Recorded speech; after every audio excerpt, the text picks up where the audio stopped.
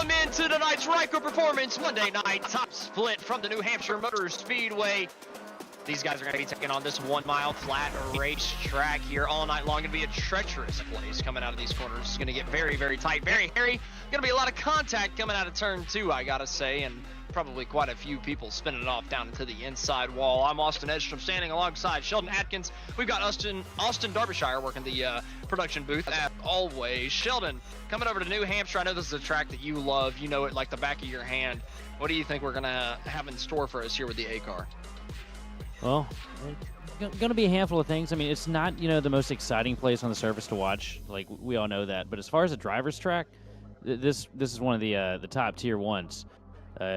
There's multiple different ways you can get around here. You can cut a diamond. You can run down on the paint. You can run, middle lane. And pretty much all three of them are just about as fast as the other, with a little bit of give and take here and there. And it's a place of options. It's a fun track.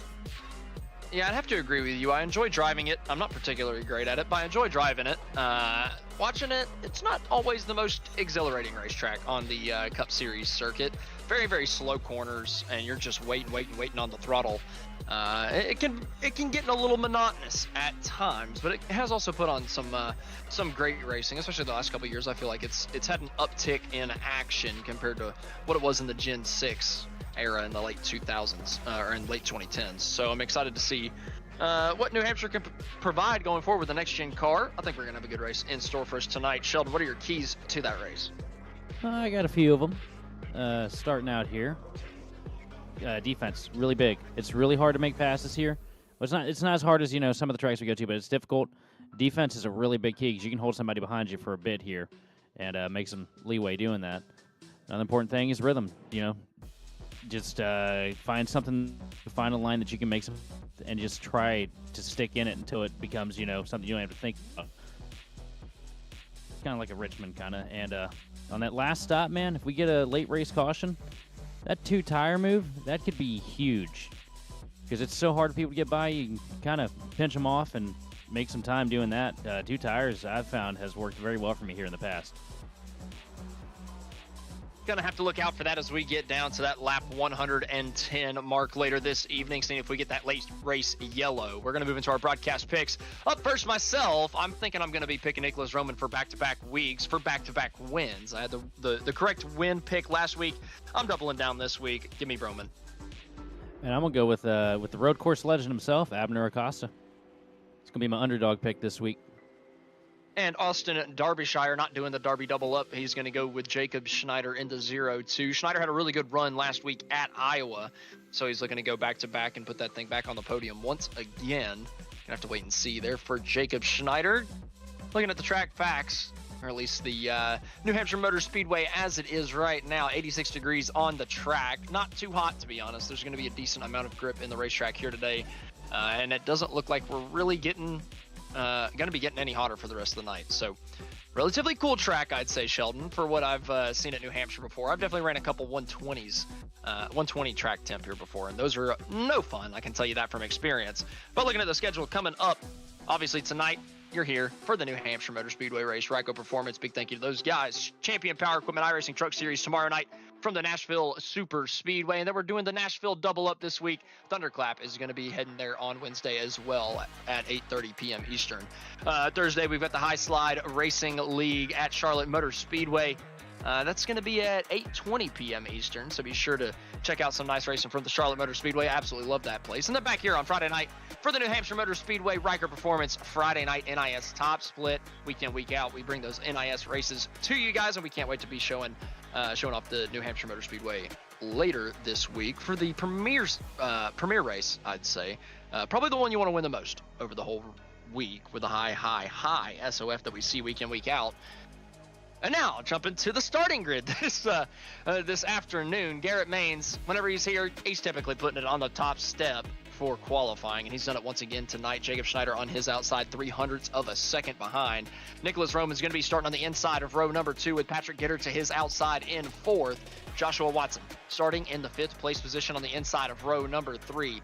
And on his outside is going to be Shane Davis with Miller Bond starting in the 7th place spot.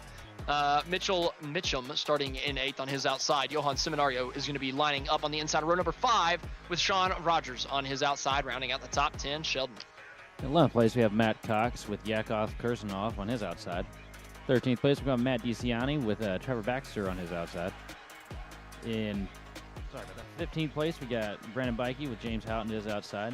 They're going to be followed by John Payson with Kenny Coppola to his outside. And rounding out your top 20 is going to be Timothy Harper and Joseph Tucker. Going out into the 20s, 21st is going to be Jeffrey Taylor on the inside, Joseph Squared on the outside. Not the typical qualifying run that you expect from Joseph Squared. Abner Acosta is going to be the last car to put down a qualifying lap, not boding well for Sheldon Atkins' pick here. And on his outside is going to be Clayton Hoffman, the first car to not set a qualifying time. And the next up is going to be Guillermo Biachini. Okay, we're going to ignore that. It's going to be the 20 car on the inside there. Michael Gooden's going to be on the outside. Bianchini, thank you. I don't know how I have completely butchered that one. That's not even that difficult. John Taylor's going to be starting on the inside of the last row. Steve Lamar on his outside. And that's going to do it. Austin, that was a tough one, buddy. That looks like that Alabama education system's paying off for you right now. I caught the Sheldon Stutterbug. Yeah, on the on that one. That's a tough one. I'm blaming mine on head injuries. Well, I don't really have anything like that to blame it on. So I'm just stupid, unfortunately. It's okay. We love you all the same. I appreciate that. And I think we're going to get a good race here tonight at New Hampshire to hopefully overshadow that little mistake in the starting grid. And I think we're going to get a pretty hectic start to this thing, especially in the mid-pack. 6 on back, I think is going to get relatively racy in the early going. Well, look, the last time I got to cover a cup race was Gateway. So anything's better than that. Should have a good show tonight. Yeah, Gateway's not really any fun, to be fair. New Hampshire's starting to grow on me. I didn't like it as a kid. I thought it put on some of the more boring races in the Cup circuit, but I feel like the last couple of years, it's starting to get a little bit better. I think the next gen has been a little bit better at that racetrack than some others. So I'm looking forward to seeing what we can see tonight on iRacing with Garrett Maines heading up the front row as the iRacing pace car pulls off down to pit road for the first time tonight. And the green flag is flying from the New Hampshire Motor Speedway. Garrett Maines takes us to green.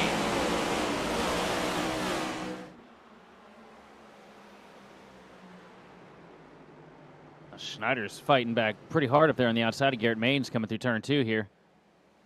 Think he's going to get a good run. No, he got a little wiggle. He's not giving it to him down the back straightaway. The 0-2. Jacob Schneider trying to drive it in. But Maines is just going to slide him up on the entry of the corner. Maines just drives it in a little bit deeper, slides up, takes that lane away from Schneider.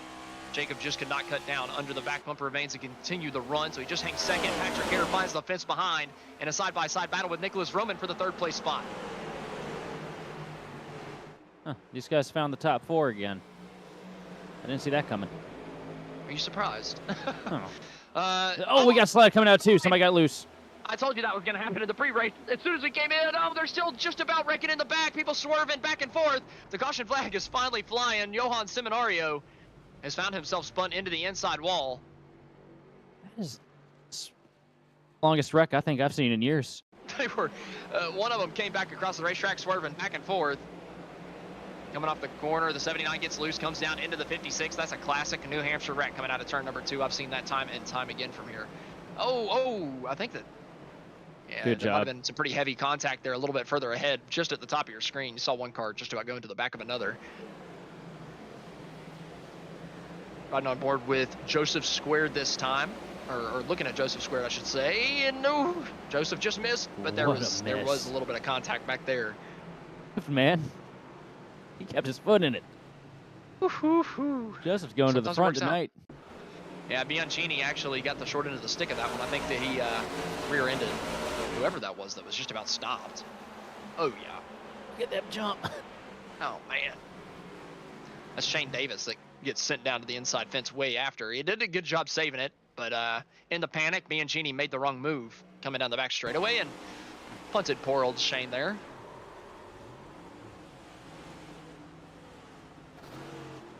Did a good job keeping it locked down.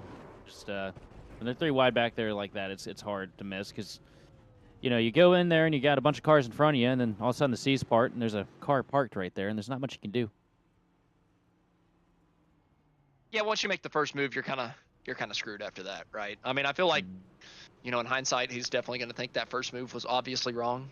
In hindsight, I think that move was obviously wrong, but you never know in that scenario. We've seen the next gen car. Whenever you get it sideways and you get it where you feel like you save it, it'll yank onto the right on you pretty hard. So if he had overcorrected that, we'd be talking about how much of a genius Bianchini was there. But instead, like I said, hindsight 2020, just made the wrong move. Yeah. It's so easy to do too, because you're not expecting a huge wreck. Second lap coming out of turn 2, especially at a flat track like this. Yeah, you're definitely not expecting somebody just about stopped on the inside lane either. People tend to slick turn and be here, especially on cold tires. Coming over that crest out of turn number 2, the banking is like, I mean, the little bit of banking we have kind of falls away over that crest, and the car gets light, I'd say. And you're on the throttle, got the wheel turned a little bit still if you've had a bad middle of the corner, and it can really put you in a bad scenario. That's what we saw for Seminario there.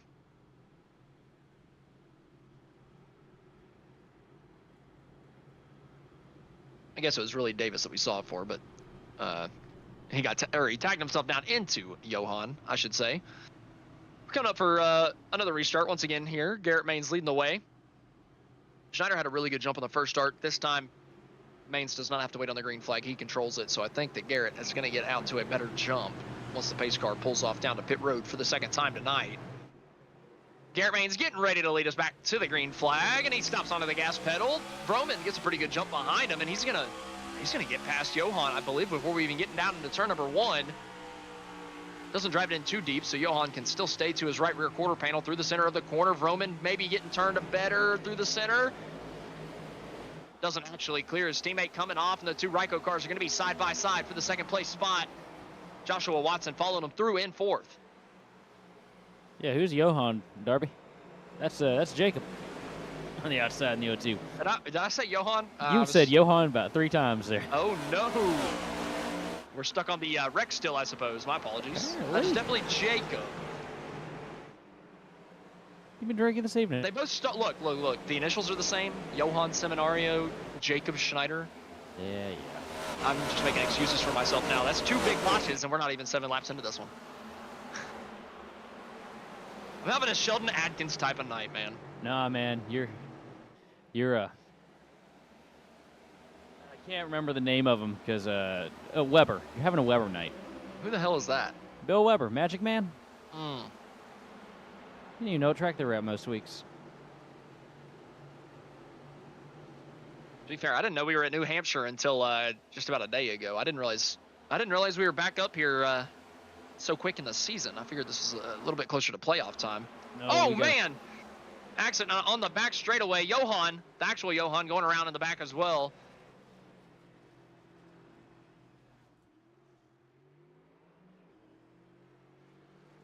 Looks like Michael Gooden is taking the blame for that one. I guess Fox is back. Ugh. Hard to tell what really happened there.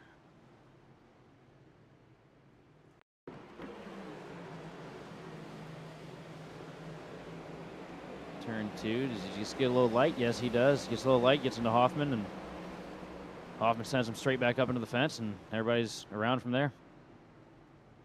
Classic New Hampshire turn 2, I'd say, right? Absolutely. It's going to be the trouble spot all night. 3 and 4 is pretty much a cakewalk. I mean, you might get into somebody getting into 3, but turn 4 is pretty easy. Coming off of turn 2, though, it'll catch you out.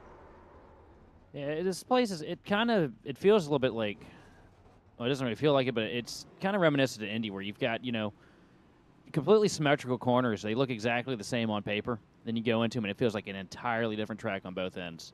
It really does. 3 and 4 just feels so even. Doesn't seem like there's anything wrong with the racetrack. 1 and 2, it actually feels like it's like aged. Like the asphalt has actually been destroyed a little bit, and there's a little bit of bumps coming off of 2. There's that hump coming out that makes your car very light. I just feel like, for whatever reason, turns 1 and 2 has aged more than 3 and 4.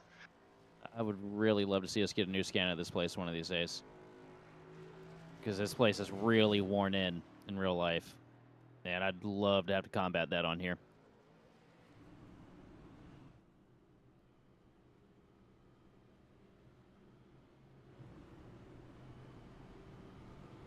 Well, only 10 laps in, already working our second caution. That doesn't bode too well for the rest of the night, I gotta say.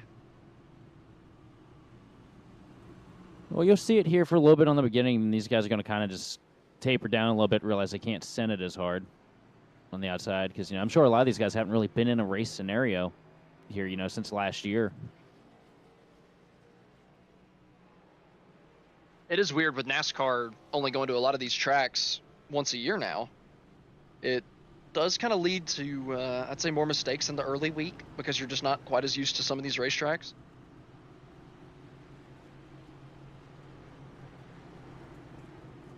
Oh, the iRacer in me wishes we'd come back here, you know, at least 4 times a year.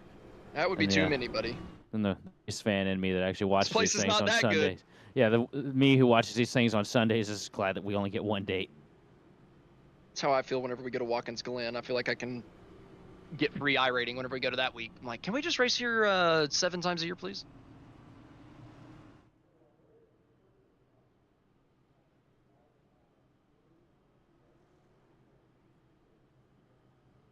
It's amazing. I do love that place. Road America, had a lot of fun with that when we went a few weeks ago. I have mixed feelings about Road America. It's a good track. But man, it's just so long that it gets so spread out. I always hated it, but I kind of love it now.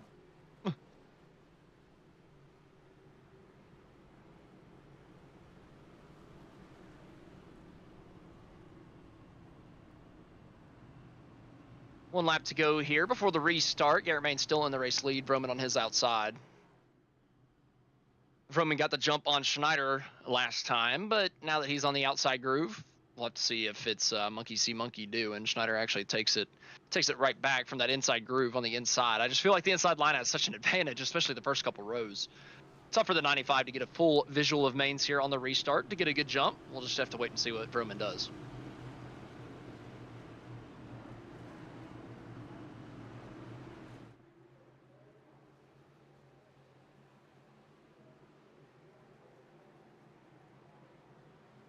Coming back to the restart for the 3rd time tonight. Garrett Mains through the restart zone, back to the gas, and another terrible restart for that outside groove. Schneider way better on the inside in the 2nd row. Vroman did not get going at all. He getting turned from a in side front of Patrick Gitter. Gitter goes around as well. The yellow flag is going to fly again. A couple spinners through the dirt.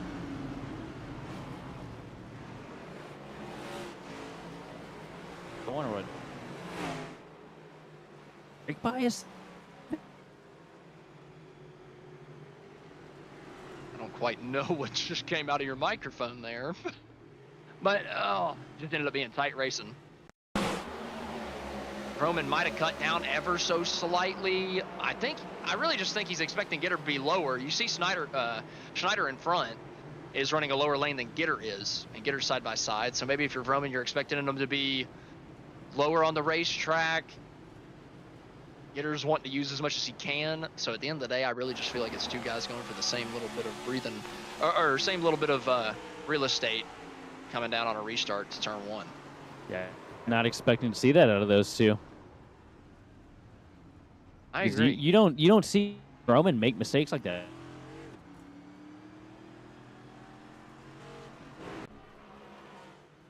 And it's not like it was a major mistake or anything. I mean, he was just barely not clear coming down in the corner anyway. The contact was so minimal. But at the end of the day, it just takes the littlest bit of a touch. And unfortunately, they were just a little bit too close there.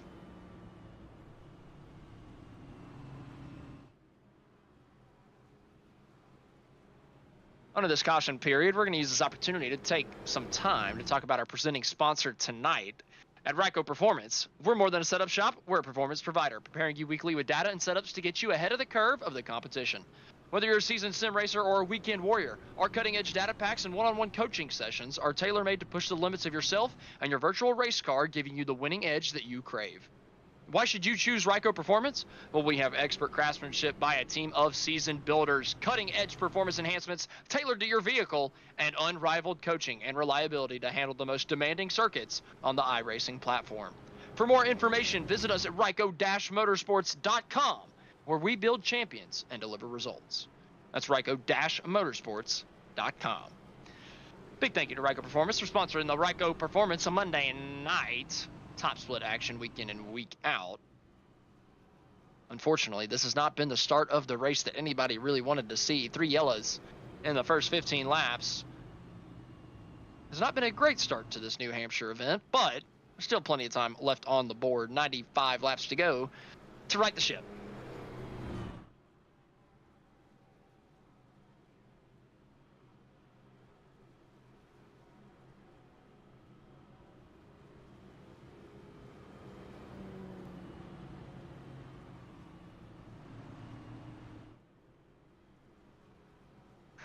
Jacob looking to the outside here on the yellow, just getting ready to get out to the outside line, maybe trying to figure out exactly what he's got to do on this restart.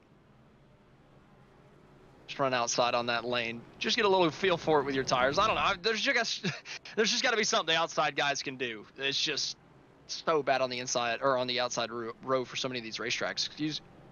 I can't talk there. Excuse me. It's been tough for the outside road a lot of these places. I don't know if there's anything that could be done, but man, it's just so crazy how different it is from watching the real life cup races on Sundays. There's almost nothing between the front two on any restart.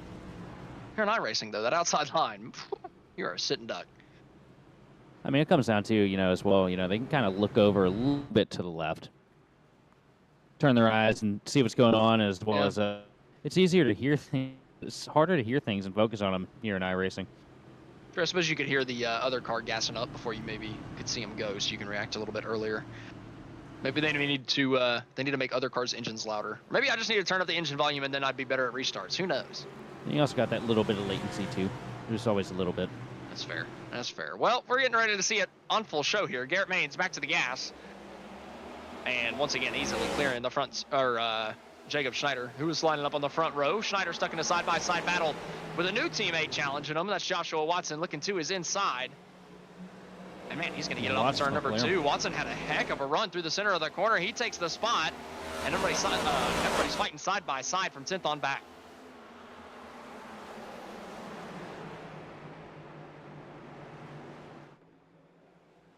There's a little side-by-side battle here. The 41 of it's Houghton, right? Yep. Yeah, it's Houghton. And he going down here and turn. Ooh, Bikey a little loose on the entry at turn 1, maybe just overstepping the bounds a little bit. Houghton running him out really wide on exit. They make contact. Coming out of turn number 2, just a little bit of meaningless door contact. A little bit further back, though. One's car goes spinning back across the field. He's going to collect another, and we're going to go back under the yellow flag. I got to imagine. No, we're not. We're still under green.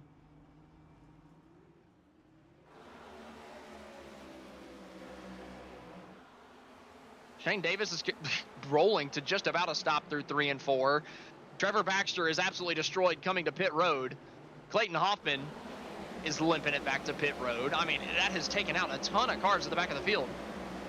How is this not a yellow? Oh, my word.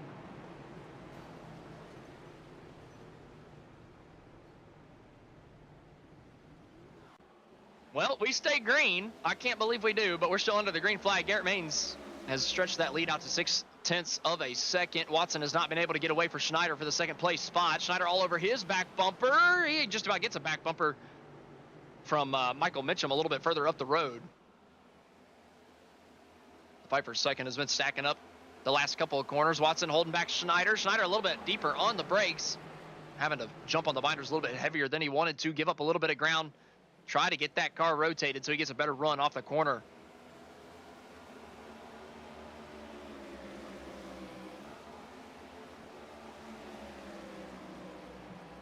Schneider just right in the dirty air. A little bit further back, Patrick Gooder's trying to make his way back through the pack after that spin a couple laps ago. He's doing a little bit better job than Nicholas Roman so far. I don't know which one of them had the worst end of the damage. Both cars look pretty A-okay to me, but Gooder's making the better advance through the field at this point. Gooder a little bit too wide through 3 and 4, maybe finding the marbles a little bit further back, still cycling out for position. Bianchini taking it off of Jeffrey Taylor. Back up to the front. Brandon Bikey, James Houghton running line of stern. Kenny Kapala has done a great job moving up from the 18th place position up to 9th in the early going.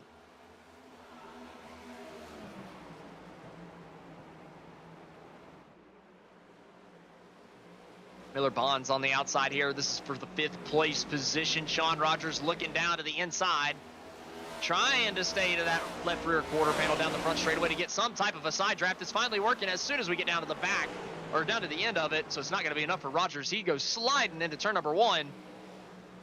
Oh, and he's still sliding. Brandon Bikey able to get to his inside. He's got the better drive off the corner, and Rogers is going to be under fire from James Houghton next.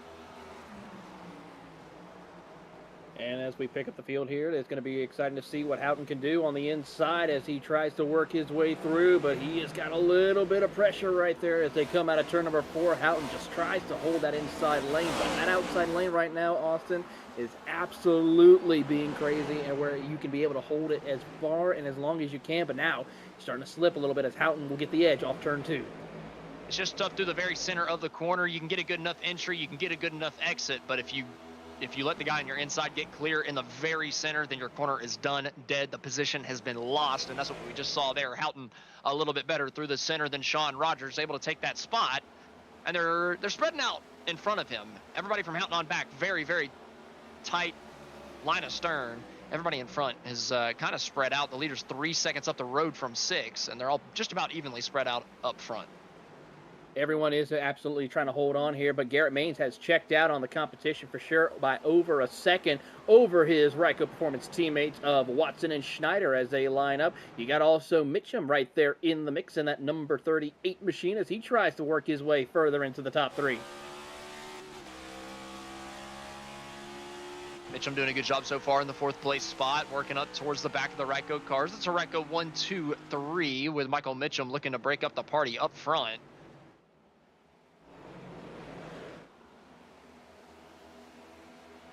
That is a heck of a paint scheme, I got to say, for Michael Mitchum. I love that M&M's paint scheme. Way different than anything they ran, but man, that's a good looking one for the 38.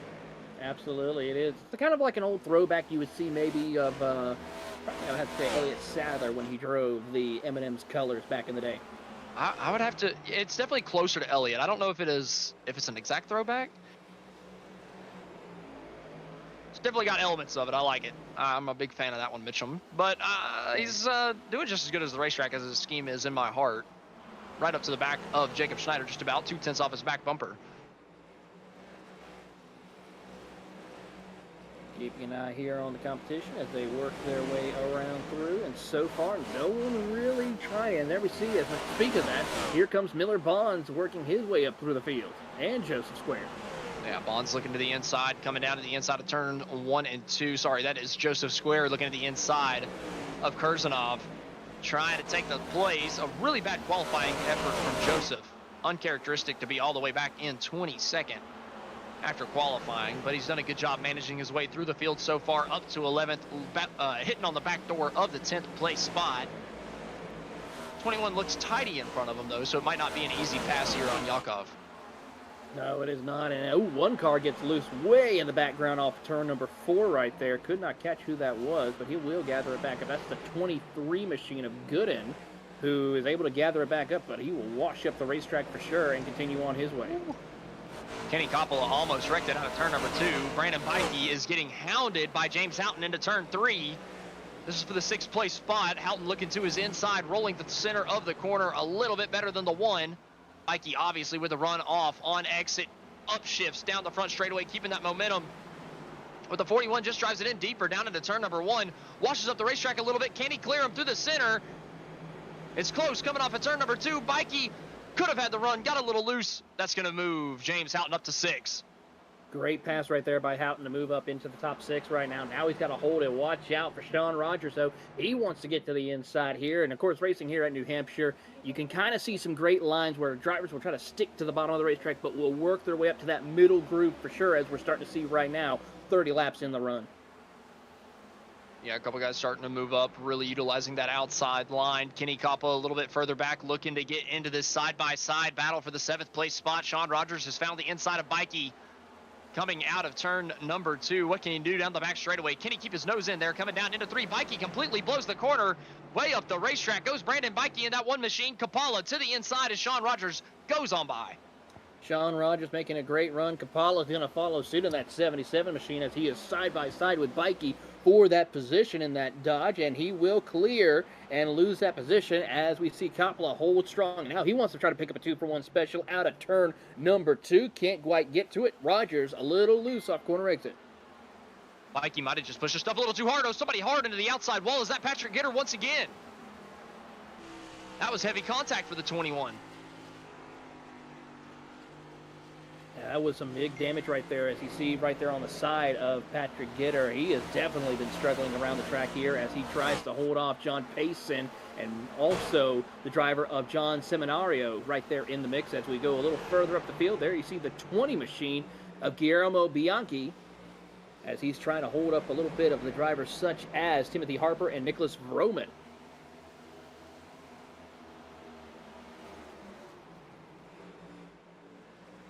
Bikey is continuing to bleed positions. He's missed turn 3 the last 2 times by. There goes another 3 to his inside. He's given up spots left and right. Joseph Squared moving up into the top 10. He's up to 9th as Bikey is just trying to pick up the pieces and stop the bleeding. Matt Cox to his inside, down into turn number 1. Cox moving forward, Bikey moving backwards. We're going to have the 11th place position swapping hands here as Cox to the inside, looking just a little bit better. DeCiani trying to follow him through. Cox is going to get the move done. Bikey trying to cut back down to the bottom side of the racetrack, doesn't have the grip to do it. That's going to be 11th place, done and dusted. Yes, certainly seems to be the case as we pick up our race leader, Garrett Maines, now starting to pull further and further away. Watson trying to hunt him down. He's about 1.1 seconds back from your race leader here, but then you got Schneider, who's in a very spirited battle. Then you go another about a second and a half back to James Houghton as we pick up the battle here for position between Matt DeCiani and Brandon Bikey. Yeah, DeCiani looking to the inside, looking to get this move done. Coming off of turn number 4, Bikey's line compromised on the exit. DeCiani flows through on the inside up to 12th. And that's kind of a little bit further back. We've got another battle as Payson looks to be losing out on Abner Acosta coming through. That's actually Johan finding that position over Payson. But as the field is kind of spread out here at the New Hampshire Motor Speedway, we're going to use this opportunity to take our first commercial break of the racing action. Whenever we come back, we got plenty of more action on the other side.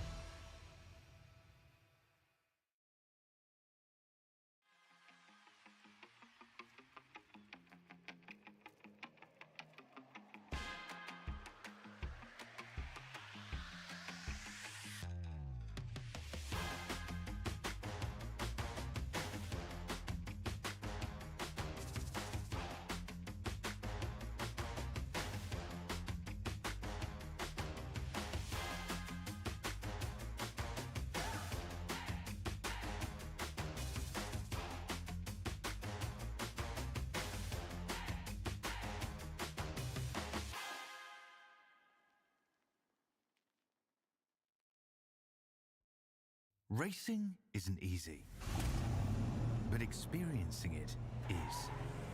iRacing puts you in the driver's seat with the industry's leading sim racing game. Drive on laser scan replicas of the greatest racing circuits from around the world. Go head-to-head against other drivers chosen by skill-based matchmaking to ensure competitive racing at every level. Compete across all your favorite series. In officially licensed cars, engineered to deliver the most accurate driving experience possible.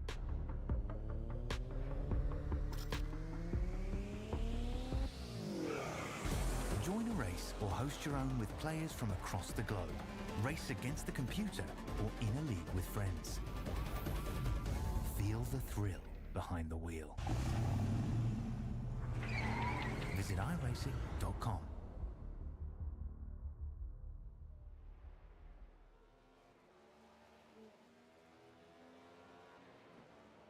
Welcome back to Ryco Performance Monday night. Top split action on GridVision. Garrett Main's leading the way. He's got a healthy lead. 1.9 seconds over his team Ryco teammate Joshua Watson is that guy running in second. Schneider a little ways down the road in third. Watching on here. Oh, go ahead. I was just about to say we might be having a battle with in the fourth place spot heating up here in a couple laps. A little bit further back, Cox is under pressure from DeCiani. DeCiani is absolutely putting the pressure on him as they work their way through the middle of turn 3 and 4. You're right on board with Cox as they come through down to the inside lane. You see DeCiani trying to show the nose, can't quite make it work as Cox pulls away down the front straightaway. Yeah, Matt's using a very different line down into turn number 3, letting the car wash up 2 tires up into the black stuff up there, using all of the racetrack, turning the car back down, getting a straight run off. It worked for him last time off of turn number 4. He was under pressure from DeCiani, and it looked like Matt was a little bit faster. Well, I say that. Matt DeCiani was a little bit faster. We got 2 Matts on the screen. But I thought DeCiani was going to make the pass, but Cox fending him off for a couple laps, and now he's actually pulling away. He has. He's stretched it out to currently about 9/10 of a second right now over DeCiani as we pick up Abner Acosta in the private label team Hype number 5, as well as here comes Vroman with a head of steam in 16th position. He has got the driver of Patrick Gitter trying to fight his way up through the field as well, but he cannot find the opening he needs to get around the driver of Guillermo as they work their way down onto turn 3. Vroman continuing to do his march through the field, hasn't made a lot of progress, only up to the 17th place spot. He's passed Bianchini in the 20. Patrick Gitter, the next one right up the road. Gitter has found the fence earlier. He's got some pretty heavy right front damage. He was making better ground. Sorry, he's past Gitter. I don't know what the heck I'm talking about. Either way, Abner Acosta just about losing it in front of Vroman, coming off of turn number 2 this time. Joseph Square trying to put pressure a little bit further up the racetrack on Coppola in 8th. Coppola's done a good job from the start of the race. Was running 18th, or started 18th. Now he's running 8th. Joseph Square behind him, doing a little bit better. He started 22nd, and now he's up to 9th and putting pressure on Coppola in that 77. Coppola really having a good run here as he tries to get around the driver of Sean Rogers. You're on board with Joseph Squared as they head down the back straightaway. That Ryco Performance machine trying to see if he can get a good run heading into turn 3 and 4. Can't quite make it work. But so far, he puts the bumper to the back bumper of Coppola as he tries to find the opening. He will make it work. They'll drag race down to the front straightaway across the line. Coppola holds the line for now, but we see Joseph Square dive it deep into turn 1, and he will try to clear him off turn 2. Oh, man, sometimes you just got to drive it in deeper. Joseph Square did it that time. Kept the car under control and takes the spot. Coppola's line compromised on exit. Kursanov looking to his inside. It could be bad to worse for Kenny Coppola. Brandon Bikey just about loses it out of turn number 2 as Coppola's making door contact through 3 and 4. Kursanov got a little tight through the center of the corner. Still leaning on each other coming out of turn 4. They're leaning on each other as they work their way across the start-finish line. Coppola losing more positions here to Kursanov as Kursanov will try to push him up the track a little bit to open up the door for him to get the pass completed. But here comes Matt Cox with a head of steam as they come out of turn number 2. Kursanov door banging off of turn 2 with Coppola. Back-to-back corners with contact between the 21 and 77. This time into 3 and 4. The 21 trying to use everything that he can. getting up to the door of the 77. No contact this time between the two. One thing you don't want to do, one thing you do not want to do in the next-gen car is be side-by-side for too long, though. Burns up the tires, loses you a ton of time as the guy behind you is just going to completely destroy you down the straightaways and even in the corners, lap after lap. Matt Cox coming up towards these two, still fighting side-by-side as they're off of turn 2. Once again, and down into 3, still competing. The 21 this time, driving it in deep, trying to take it. Coppola's not giving it up. He is not. He's going to fight hard around the outside with keep that momentum. Not going to work. Kirsanov slide his way up in front as here comes the driver of Miller Bonds getting around a couple of drivers, or Joseph Squared actually getting around Sean Rogers for position as well as he moves in to the 7th position. Good racing between a couple of these guys further back in the pack. Garrett Maines going to touch in on our race leader just a little bit here as we near the halfway point. He stretched out his lead to 3 seconds over his Ryco Performance teammates, Joshua Watson, and then 6 seconds over Jacob Schneider. A little bit off of Jacob Schneider's bumper. Michael Mitchum still running really good in that 4th place spot, hanging on. He's got Miller Bonds, James Houghton breathing down his neck, but doing a great job hanging on to that 4th place spot. And he's still looking feisty enough to where he could get up there and challenge Schneider at some point at the end of this one. But I do think that we're coming up relatively close to green flag pit stops, right? Yeah, we are getting closer. We're about to approach the halfway point of tonight's race here as they cross the line. And a lot of these drivers here have been going over 50 laps here, except for one driver. That would be Seminario, who's gone about 45 laps, of course, from the opening caution that happened early on in the race. Roman also was one of those that came down pit road a little bit later. He pitted on lap 14. So a couple of these guys, a little off strategy. Maybe they can push it longer, but would you really want to do that unless you're going to be able to cut out the pit stop entirely? I don't know if you can make it 95 laps like Roman might be trying to do, but we'll just have to wait and see.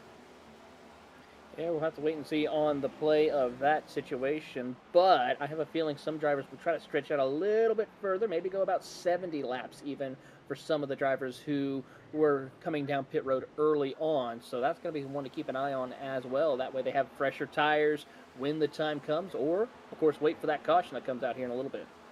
Yeah, you never know. That caution flag could fly at any point, but the trouble spot on this racetrack is turn 2. And we've seen it time and time again at New Hampshire. People spinning down to the inside wall, into the grass, no caution flag flying. And especially whenever the field gets spread out like this, it's almost more likely for a yellow flag or for a wreck coming out of turn 2 to result in no yellow flag than actually getting one. So we might be in this for the long haul the rest of the way. Keeping an eye on the driver of Joshua Watson now as he sits in 2nd place. As our race leader, Garrett Maines, is approaching lap traffic up ahead. He's about to put drivers such as Clayton Hoffman, Joseph Tucker, and a couple of other drivers a lap down. So this will be a little bit interesting to see how this will play out for your race leader, Garrett Maines, as they work their way down into turn 3 and 4. Maines is just on a Sunday drive right now. I mean, he is cruising out to a huge lead over the rest of the field. Not even pushing that thing, just letting it ride. Clean on the throttles, very, very smooth inputs all the way up next to the wall, using all the racetrack. Garrett Maines, work of art, getting down into the corner, just super smooth, not fighting the car whatsoever, letting it do what it needs to do, getting back on the throttle nice and smooth, and making up time and time again.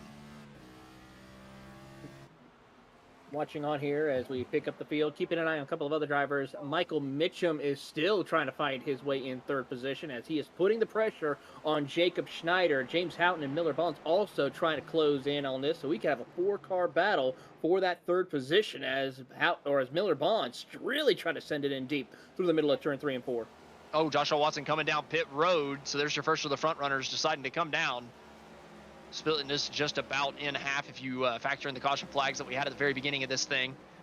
Bonds is really pressuring Houghton for that 4th place spot, though. Houghton not willing to give it up just yet, but Bonds is really, really breathing down his neck. Coming off a 2 this time, lost it a little bit. But he'll have to just back it down and mount another challenge. And keeping an eye here, Miller Bonds trying to put the pressure on as they come off of turn number 4. And then you got his teammate, Joseph Squared, right behind him. So these two Ryco drivers are about to go head-to-head here for position. unless they can work together and catch up to James Houghton and pass him for the 4th spot. Looking at the in-race chat at the top, yeah, that's Trevor Baxter chiming in. First car out of the race, early wreck taking him out of it. It's yeah, that's the nature of New Hampshire, unfortunately, coming out of turn 2. I just feel like there's if you're towards the back there and you're hoping to get through one of those things, sometimes you're just on the wrong end of the stick. So I feel for you, Trevor. I've been on the wrong end of the stick plenty of times myself here at New Hampshire. It's no fun as DeCiani comes down pit road off of turn number 4, being the second guy to peel off down to pit road. Yeah, Matt DeCiani, one of the first ones on this green flag pit stop to come down pit road, as here comes the driver of Garrett Maines to put another car a lap down. That's the 26 machine of Steve Lamar, who will go a lap down here, as we pick up the driver of Jacob Schneider and Michael Mitchum right here for the 2nd spot. Every time I see his name, I really want to say Mitchell Mitchum too. It would fit so much better. But no, Michael. They had to. What was it? What were his parents thinking? Man, they could have made it really easy on us. Maybe his dad's name Mitchell, so they didn't want to do the same thing. I don't know. Maybe. Who knows? It would have made our life so much easier. But the two cars that look the exact same are side by side, coming down into turn 3. That's Joseph Squared on the inside. Miller Bonds on the outside. Bonds looking like he's just going to give this one over to his teammate. Both these guys coming from the back of the pack, doing a really good job so far. Sorry, Bonds actually starting in 7th, but doing a good job hanging on to the 6th place spot now for Bonds. Houghton is the next one on the chopping block for Joseph Squared. He started in 16th. He's driven all the way up to 4th, so good run for Houghton. But I know I've already harped on it. Joseph Squared started 22nd up to 5th, doing a great job and running down his teammates as Patrick Gitter is finding himself on pit road. He had that right front damage. Not a surprise to see him as one of the first guys to come down and take 4 tires. Yeah, it's a matter of time now to see who else will come down pit road here in a few moments, as Joshua Watson was also one of the other drivers we saw. And now it's just a matter of time to see who else will make the blink down onto pit road, as Matt Cox trying to get around the driver of Johan Seminario for that 7th position. Or actually 9th position now. Johan doing a good job recovering from what happened to him earlier in the race. Cox to the inside, through the grass. That's not where you want your junk.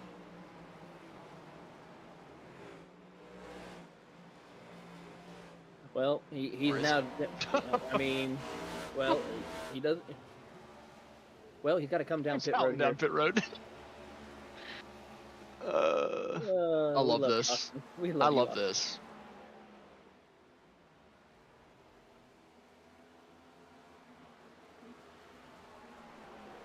Garrett Maines has continued to pull away from the field, 7.3 seconds ahead of Jacob Schneider. I mean, we've seen some dominant runs from Garrett Maines, but even this is kind of crazy to see here, as here comes Miller Bonds down on pit road. This is a very aggressive pit entry here from Miller Bonds, coming to 3 and 4. Off the top rope. A little bit too aggressive. A lot aggressive. I'm surprised he did not get caught for speeding. Well, it starts a good ways back, not that first yellow line, so I can see it. Definitely didn't want to get a 1X going through the grass there, but better than wrecking that thing. Kapala being the next one to come down pit road. A lot of variance on this tire strategy. A lot of guys coming down on different laps. Typically on green flag pit stop cycles, you see everybody come down within the span of 4 or 5 laps. Here you're seeing 1 or 2 cars coming down every lap. So it'll be interesting to see how the strategy plays out. This lap, it's our race leader coming down pit road. Garrett Maines finding the entrance, getting down to pit road speed, not pushing that thing too hard. He's got such a big lead, you really don't want to just throw it away. Joshua Watson, having come down pit road a good chunk of laps to go, might actually inherit the race lead off of that, but you got to think Maines will get it back relatively quickly as Schneider inherits the race lead during the green flag pit stops. Yeah, along with Michael Mitchum, who will stay on the track, Joseph Squared, Yakov Kursanov, Matt Cox, Vroman Acosta, Guillermo and Brandon Bakey, Jeffrey Taylor also staying out on the track for the time being.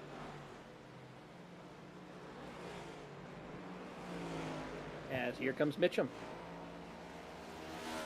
It's just not normal to see 1 or 2 cars come down every lap. This is definitely a little bit different for a green flag pit cycle. Can't wait to see how these guys actually do cycle out. And I was right about Joshua Watson. My word, he's jumped out to a 4-second gap over Garrett Maines for what will be the race lead. Ideal situation for Watson, let this thing run another 20 laps. And then while you're still in the race lead, a caution flag fly, and maybe, just maybe, after the pit stops, you hang on to it, and you can fend off mains for a restart or two. We'll have to wait and see what the gap will be and what his lap times will be over Joshua Watson as soon as he gets up to speed. Matt Cox coming down pit road this time by. Joseph Squared, Vroman, and Schneider, and Acosta staying out for another lap here. They're going to stretch it as long as they can, hope for a caution in the late stages. Well, it helped Vroman last week, him going a little bit off strategy. He caught the caution, was able to cycle forward to the race lead at an opportune time, so I don't blame him for going for it back-to-back, and I definitely get it, with what happened at the beginning of this race, having a little bit of an error, maybe a lapse of judgment, and putting himself towards the back, maybe just trying something a little bit different now. But he's still 7.5 seconds off of his teammates. I'm surprised that he wasn't able to get a little bit closer over that run. I'm thinking there's either damage on that thing, or he's saving gas. Can't quite tell which. No, cannot see at the moment as Bianchini comes down pit road, misses his pit box, got to back it up a little bit. That's going to cost him some positions right there, as here comes around the outside the driver of Mitchum to get one of his laps back around Jacob Schneider as he continues to log laps around the circuit. 72 lap run currently as Abner Acosta comes down pit road. Still 38 laps to go. Like you said, Abner coming down to take his, what you got to expect is your one and only pit stop, unless we get another, yellow flag late. Schneider, still your race leader during the pit stops. Joseph Squared, though, has flown through the field. Even still, on the older tires, he's gotten up to the guy that was running in second place. Was running in third place, to the back bumper of his teammate Jacob Schneider just about as we dive down into turn number 1. Joseph Squared is lightning quick on the long run. He is certainly trying to make it past work as some lap cars. DeCiani trying to get his lap back the hard way as he gets around Joseph Squared for that spot. Sets himself up to get around the driver of Jacob Schneider. Miller Ballins also trying to follow suit as they head into turn 3 and 4. They'll go around the outside. Schneider try to throw the block a little bit right there. Gathers it back up as he works his way up turn number 4. DeCiani gets around, and here comes Miller Ballins to the inside of Jacob Schneider as he'll send it into turn 1. Vaughn's going to the inside, really upset Schneider's entry to the corner, having to drive a little bit higher, but it should give him a better exit out of turn number 2. Coming down the back straightaway, he does stretch that gap out over Joseph Squared. Johan Seminario, the next car to come through on the newer tires, trying to work his way back up onto the lead lap before that potential caution flag could possibly fly. Got to think any lap now, Schneider, Joseph Squared will be coming down pit road, but I'm also paying attention to how many laps they can last out on the racetrack, because that could maybe give us a little bit of a hint as to what Vroman's doing, whether he's trying to stretch it on strategy or not. It is an interesting situation here as we pick up these drivers. These are some of the top runners right here inside the top 4. But yeah, Vroman could possibly stretch it out. He's been out there for 60 laps, so he can at least go another 10 compared to whatever your race leader runs here. So keep that in mind as he continues to work his way. So whenever the leaders pit, we know for a fact Vroman can stretch it at least another 10, maybe 15 more laps. Problem is for Vroman, he is super slow. I mean, he is a second off the pace of Watson. And he's 0.3 off of his teammate up front, Jacob Schneider, and his other teammate, Joseph Squared. He's off the pace from those two. And he's just bleeding time to Joshua Watson and Garrett Maines behind him. They're 5 seconds back from him, 6 seconds back. They've been gaining a second a lap. Yeah, and Garrett Maines has caught up to the back bumper of Joshua Watson very quickly. He's 3/5 of a second behind, and currently right now it is a Ryco 1 through, Steve, at least 1 through 5 right now.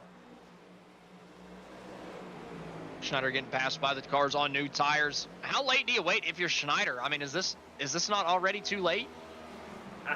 It's a tough call for me for sure. But I would have to say, now that you're out here, you might as well just stay out till you run dry. I would have to say, as here comes Joseph Squared down to the inside of his teammate, as they'll go side by side off turn number 4, and Schneider will get the spot away from Joseph Squared for the moment. Yeah, Joseph just having a fall in line. Matthew Cox being the next one on the board to take his lap back in the 15th place spot, looking around the outside of Joseph Squared. Going to keep himself to his outside, coming down the back straightaway. Very tough to make the moves done, get the moves done on the outside. Just driving in deep, but he's going to miss the corner because Schneider ran a little bit higher than he expected. So Cox on the newer tires is going to lose a good chunk of time. Finds a gear, though, and is going to drive it to the outside of Schneider. Still not the corner that he wanted as he comes back out side by side with the race leader. Joseph Square thought about it, thinks better about it. Ducks back in line but behind his Ryco teammate. And Patrick Gitter's going to be the next one to try to get his lap back. Can confirm right here, Garrett Maines has gotten around his teammate Joshua Watson. So Oh, Schneider in the fence. Oh, that's going to be a little issues. Gitter tries to hold on and get around as well, but not so kind of fast as now we keep up and watch Garrett Maines. He's got around Watson. He now is 1.9 seconds back from Roman. So it's safe to say, once we know what Schneider and Joseph do, Garrett Maines will take over the race lead. Oh boy, I can't believe that they're still out on the racetrack, to be honest with you. I don't see how this could benefit them unless a yellow flag flies. I mean, I just feel like they've pushed it too long. They certainly already have pushed it too long. It's pretty much, they're at the point of no return, let's just say at the moment. I will say I will be impressed if they are able to pull something out of the hat and get a good finish out of this here. We did have another retirement besides Trevor Baxter, Abdur Acosta out of the race. I mean, they're going to look like geniuses if we get the yellow. It's just, the field is very spread out right now. There's not a lot of side-by-side battles all throughout the place. There's one going down into turn one, Rogers to the inside of Bikey. But other than that, it's not, there's not too much going on around the racetrack here. And with Schneider and Joseph, I mean, unless they by some wizardry can make it all the way, I don't see how this works out for them. Ooh, a little bit of beating and banging right there between two teammates. Roman got a little bit of a bump right there from Garrett Maines a moment ago as he takes the position away from Roman for third. So the next one's up for Garrett Maines for him to pass, or 8 seconds up the road. But we believe they're going to be coming down pit road any lap. Schneider and Joseph squared. Still running each other hard for the race lead, though. Joseph not letting them get away. Schneider not letting Joseph really make a move. Both seem relatively content to just ride for now. Hey, they seem content, trying to save fuel. It's currently a 6.8 second gap between themselves and Garrett Maines.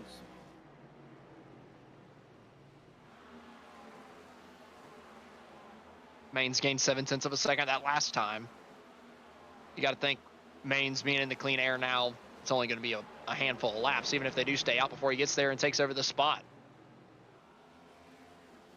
Seems to be the case here as we watch Sean Rogers having a little bit of a fun battle right now as he tries to negotiate some lap traffic for the time being. As actually he's battling for position. That's Timothy Harper, and that is for the Lucky Dog. Oh, and they're getting close. Potentially that yellow flag that the front two might be wishing for. Unless they cause the yellow flag for these two right here. That's what I'm saying. They want it. Oh, Joseph squared hard to the inside of Jacob Schneider this time into turn 3. Oh, maybe catches Schneider off. Nope, Schneider coming down pit road. Schneider's out of gas. He was shaking that car right there. He still got it. He's steady at 45. He's not dripping it below, so he should be okay. So we now know it's 86 laps. Well, Joseph's still out there. See what Joseph can do this lap if he's got to come in or not. How much more could he possibly have? Well,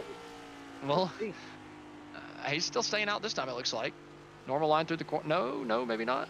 Nope. Man, he's just really late on the gas, man. I mean, just very, very patient on the throttle. Great stuff from Joseph being this late on the tire run. Yeah, and still running some decent lap times, I have to say. Oh, Rogers stuck behind him. A little bit of a stack up there for the Lucky Dog position right behind him. 17th, 18th, 19th, all fighting for it, and also all fighting to get back on the lead lap without the Lucky Dog. If they wreck each other, that would be pretty poor. Losing the Lucky Dog and the caution flag flies, so you can't actually get the lap back. That'd be heartbreaking, but Bianchini gets by him. Coming down into turn number 1, you expect the 20 to outbrake him. No, 20 on the inside, I should say. He doesn't really do it, but he rolls the center of the corner better on the newer tires, and he's going to get on by. Garrett Maines is only 2.5 seconds back at Joseph. When is that yellow going to fly for him? I don't know if it's going to. I mean, he might throw as soon as he gets down pit road, knowing the situation he could be in. Harper to his inside this time off of 4. Not able to pit this time. Just hoping and praying still for that caution. Just watching my track map, looking to see if anybody's slowing up on the racetrack. Close that time for Harper getting by him. Bikey the next one to get the lap back. And then right after that, it's going to be Garrett Maines to be the next one to give Joseph Square to run for his money. And this time it'll actually be for the race lead. It will be as Bikey tries to find the opening. He'll try to see what he can do going into turn 3 and 4 as we watch and see what Joseph Square can do as they come through the middle of turn 3 and 4 off of turn 4, and here comes Bikey with a head of steam. Yeah, Bikey going to get to his outside down the front straightaway. Joseph just letting him have it down into turn number 1. You got to think Joseph is thinking about coming down pit road any second now that Garrett Maines is all over the back bumper. Coming out of turn 2, Garrett Maines has flown from way back. He's got a pit stop on Joseph Squared, and he has flown up to the back bumper. The strategy looking like it's not going to work out for Joseph. The caution flag looking like it's going to stay in the back pocket of the flagman. It's going to stay for the moment as they have 20 laps to go for your race leader. Here comes Garrett Maines with a head of steam. He's going to be a little patient. Look to the inside as they head off into 1. Yeah, and he's going to be patient because he knows that there's nothing Joseph can do about it. Joseph's on 100-lap-old tires, just about 90 laps put onto these things. Maines only has about 20. That's a huge difference at a place like this, and you're seeing it out there on the racetrack right now. Garrett Maines back to the race lead. If Joseph gets the caution now, he'd still be happy about it. He'd be picking up track position.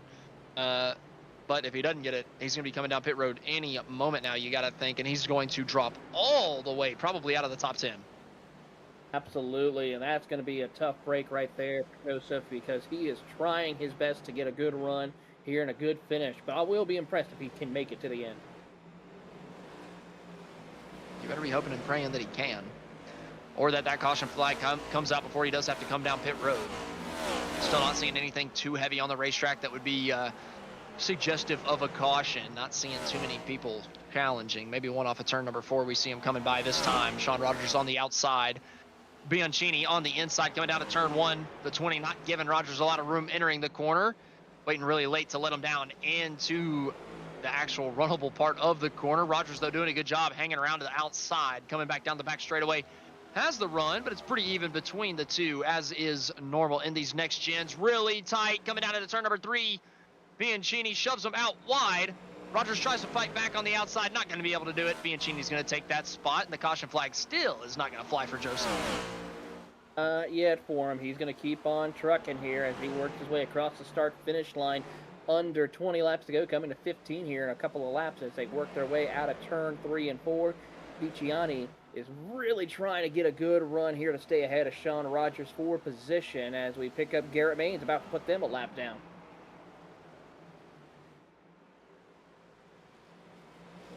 Yeah, Maines is coming up to the back bumper of these guys. Not really much between them. Not really much Garrett needs to do at this point. He's got a huge lead. 2.5 over Joseph, or sorry, 3 over Joseph, who's on way older tires, so you don't even have to worry about him, and 5 seconds over Watson, who also is on 10-lap older tires than you are, so Garrett Maines running away with this one, as we come to expect whenever we come out to these A-Open races on the Monday night. Missed him last week at Iowa for the Friday night NIS Open. He comes back on Monday for the New Hampshire race and has taken this field by storm, absolutely destroying them. Oh, Joseph might be getting destroyed coming out of turn number 4. He gets turned by Tiller. They hang on to it. That was chaotic and surprising. I don't know about that from the 27. Yeah, I was wondering what in the world was he trying to do. Not really the best decision making. That's a guy on really, really old tires that you're not really fighting. Now Tiller's having some struggles down to turn 1. But yeah, I mean, Tiller just drove into the left rear quarter panel of him. Yeah, you got to give a little bit of room on there. Yeah, but that will now give the spot to Joshua Watson, as Tiller is not too happy about what happened, but Tiller did drive up the track. That was his own fault. Yeah, I mean, that was kind of silly. You're a lap car trying to get around a car that's running a race. Yeah, you have fresher tires possibly, but you got to be able to not make contact and make a clean pass. Yeah, Joseph held his line, right? It's about the guy getting past to be predictable in that scenario. Whenever you've got way older tires, and I mean, Joseph was very predictable. He ran the exact same line all the way throughout the corner. So Yeah. I think Tiller needs to watch that one back a little bit after the race. Maybe realize he was wrong on that one. But either way, we've got 13 laps to go. Garrett Maines just came by the line, took that. Joseph Squared still out on the racetrack. He is doing the fuel mileage game for sure as he comes out of turn 3 and 4. And he's still got a 3-second lead over Michael Mitchum. And then another 3 seconds back just about till he gets to Nicholas Vroman. So he could possibly come out with a top 5 finish if he were to make it. Well, Vroman's on the same strategy as he is, just with a little bit more fuel in the tank because he came down on lap 14. So if Joseph can make it to this point, you got to think Vroman can make it to the end of the race. He's going to lose one more spot by the end of it, though. Houghton is going to get by him on newer tires. So Vroman, after spinning and going to the back, got to say this strategy honestly played out pretty well for him. Probably finishing in the 7th place spot. I'd say that's a pretty good win for Vroman after what looked like could have been a really, really bad finish. Absolutely. So good recovery drive for the driver of Nicholas Vroman. We'll see how this all plays out for him as he works through the middle of the corner. He does have pressure, though, from James Houghton out of turn 4 as Houghton, with those fresh tires, looking to try to get a top 5 finish here tonight. Yeah, and I think he's going to do it, being able to drive up to the back bumper on the newer tires by a landslide. He's gonna fly by Vroman as soon as he gets to his bumper. You can see him pulling up to his back bumper coming off of turn number 2. Houghton's tires are starting to, plateau with Vroman's ever so slightly, but he still does have a 70 lap advantage over them at the end of the day. That's gonna do you a whole lot of good, unless you run up way too high, maybe a little bit too high out of the groove there for Houghton, but he cuts it back down. Still gonna be making up time on Vroman as we come down the front straightaway. 10 laps to go. Here they come, heading down into turn 1 and 2. Right now, Houghton will go the outside to see if he can get the run going for him as they come through the middle of turn 1 and 2. Trouble. Joseph's pitting. Yep. 101 laps. That's as far as he can go. Oh, man, he's going to fall so far back. He did not get the yellow flag he wanted. Well, the good news is he only just needs a splash, pretty much, to get to the end. He can maybe He does, but... Ooh. Let's see how long he's on pit road. Oh, he's taking tires. Oh, yeah, so that's going to put him a lap down, for sure. He only took 2. But he has gone a lap down, so... Yep. That's tough for Joseph. He had the speed to maybe not have to go for the strategy. I like that he went for it. If the yellow flag flew, he would have been the race leader for a long portion of this race. Just did not happen for him. Instead, he's going to fall outside of the top 15. So huge change of running order here for Joseph Squared. Tough break for him. Nicholas Vroman, though, that benefits him a little bit. Moves him back up into the top 5, but he might have another challenger in Miller Bonds by the time that we find the checker flag. Tough break right there as he will continue on his way as we pick up the rest of some battles here. Joshua Watson working his way through some lap traffic. That's the 26 of Steve Lamar, and then John Payson up ahead of him as he is trying to negotiate, almost thinking about going 3 wide through the middle of those lap cars. Thinks better of it as Lamar gets ahead of the driver of John Payson. Both of them, of course, on different settings here of the laps. Payson a lap down, Lamar 2 laps down. Yeah, Payson way out of the groove, giving it to Watson. Well, I thought he was giving it to Watson. He drives it back down to his door. Joshua ends up getting off the corner a little bit better. Great run from Watson. I feel like he hasn't been as quick this season or in 2024 as he has been in the past. He had a lot of good runs back in the day. I feel like he had a good handful of runs in 2023, but 2024 has been tough for the driver of the 01. This is a heck of a run for him up in the 2nd place spot. It looks like he's going to finish there. So great run from Joshua Watson here today from New Hampshire. Keeping an eye on this here as they work through the middle of turn 3 and 4, and as they come through, we pick up Joseph Squared. Fighting for 5th. Miller Bonds gets by the inside of Nicholas Vroman entering turn 3, and Johan is to the inside of Vroman now for 6. This is going to get exciting here as they come through the middle of the corner as Vroman's trying to hold on, but he will have to give position away here to Seminario and Miller Bonds as he will drop further and further outside of the top 5 and 7. And he's gotten Kenny Coppola coming up very quickly on him, about 0.8 of a second back. Yeah, he's got 3 of them coming up towards him. 5 laps to go, and he could lose 3 more spots. This could be very, very bad for Vroman. Looking to fall all the way back to 10th potentially is Well, Schneider's got some of the newest tires on the field, so he is charging through these guys as well. Guaranteed for Vroman to lose 1 to Schneider, I gotta believe, with the newer tires that Schneider has. Which depends. Does Schneider slow up Kapala enough to prevent him from getting up to the back bumper of Vroman? 4 laps to go. Schneider looking to the inside for 8th. Here they go, side by side for position as they come out through the middle of the corner. Coppola having a good fight here with the driver of Jacob Schneider. Tough break for him. He could have had a top 3 finish here tonight if it wasn't for staying out so late on the track, as he will try to fend off Coppola around the outside in the Beast Machine side by side as they work their way through. Coppola loses the ground on the outside of Schneider. Trouble, though, right behind for Kirsanov. He'll hit the outside wall and gathers it back up, though, but still a tough break for Kirsanov as he'll lose spots. Ooh, Coppola, careful right there. Schneider slid him into turn number 1. Able to take the spot. It was a little sketchy, but he got the job done. Able to take the spot away from Kenny. And now he's going to hunt down his teammate over the course of the next 2 laps. They're coming to 2 to go this time by. Oh, contact! To the long rear of Jacob Schneider. Coppola on the radio apologizing, but contact late. That's going to cost Schneider a chance at getting Vroman. Garrett Maines, though, coming out of turn number 4, looking to take the white flag for one more trip around the New Hampshire Motor Speedway. It's been what? I mean, all you can say about the performance today from Garrett Maines is absolutely dominating. The only reason he is not on the scoreboard leading every single lap tonight was because of the green flag pit stop strategy. And coming off of turn 2 for the final time tonight, he's looking to make this thing official. Over 10 seconds that he's got over his teammate Joshua Watson. I mean, that 12 car has been on rails all night. We got the long green flag run that he wanted, and he's getting it done in record time here at the New Hampshire Motor Speedway. Garrett Maines in that number 12 Ryco Performance Mustang. That's a Camry. Is going to win from the New Hampshire Motor Speedway. He's the only one that doesn't have a Mustang. He pretty much. I think there's only a couple of Toyota. Yeah, he's the only one of the Ryco drivers who don't drive a Mustang for sure. Exactly. I'm going to cut myself a little bit of slack on that. But how about Garrett Maines? What a race from him in that Toyota Camry, bringing it home for Ryco tonight. Great job for Maines. Vroman does hang on to 7th over Jacob Schneider. And that difference was that contact with Kenny Kapala, allowing Vroman to hang on to that spot. Good moment for him to burn it down here at the Magic Mile as he takes victory here at New Hampshire and will continue his dominance that he has in the A Open season. He already picked up the championship earlier in Season 2, and he is going to continue to do that here as he tries to lead the point standings ahead of his teammate Nicholas Vroman for the championship. We're going to go ahead and take our final abbreviated commercial break right before our driver interviews. We're going to try to pull them up and interview the top 3. Whenever we get back, we got those for you. Stay with us.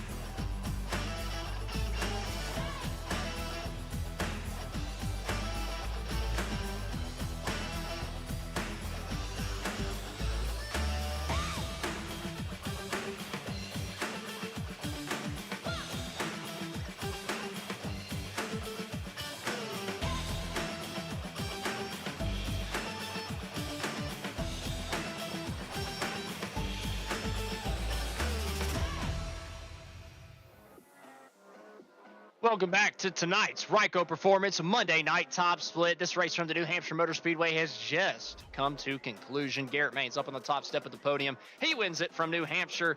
Joshua Watson in second. Mitchell Mitchum rounds out the podium with Miller Bonds in fourth. Johan Seminario fifth. James Houghton sixth. Nicholas Vroman in seventh with Jacob Schneider eighth. Kenny Kapala in ninth. And Yakov Kursanov in 10th. Finishing in 11th is Matt DiCiani, followed by Matt Cox in 12th. Guillermo Vitiani is going to finish 13th with Patrick Gitter 14th. Sean Rogers in 15th. Joseph Squared will finish 16th with Shane Davis 17th. 18th will go to the driver of Timothy Harper, followed by Brandon Bakey in the 19th position with John Payson rounding out your top 20. 21st place is going to be Steve Lamar with Michael Gooden in 22nd, Joseph Tucker 23rd, Jeffrey Taylor 24th, Clayton Hoffman rounds out the top 25 with John Tiller, Abner Acosta, and Trevor Baxter rounding out your 28 car field tonight for the A Open. We've got our top 2 finishers in the booth tonight, so we're going to be pulling up Joshua Watson to give a little bit of a chat to Taylor Burris. Here with Joshua Watson. Joshua, first and foremost, great run for you tonight. Did you feel like, though, you could have anything for the dominant run of your teammate, Garrett Maines? Honestly, no. I just was coming in here hoping for a good run. Struggled as of late, probably the last couple months, so struggling and everything. Just wanted to come in and have a good run, and once we were able to get track position for those few early wrecks and whatnot, and few people I had a feeling were going to try to save fuel, so I just ran my race, pitted when we pitted, and hoped to catch some of them off guard. I think we kind of caught Garrett off guard a little bit, but once he pitted, I knew it was kind of game over for us. So just try to be smart, run clean, and take home the P2. Well, before we let you go, Joshua, go ahead and give your shout-outs to those who help you get this finish here tonight. I got to thank everybody at Ryco, from Jacob, Roman, Ken, all those guys that work on these sets. I wasn't able to get much practice on, but they built a hot rod this week, so got to thank all of them. Sim Seats, you guys for doing the broadcast. Probably forgetting somebody because it's been a while, but thank you to everybody that makes this happen.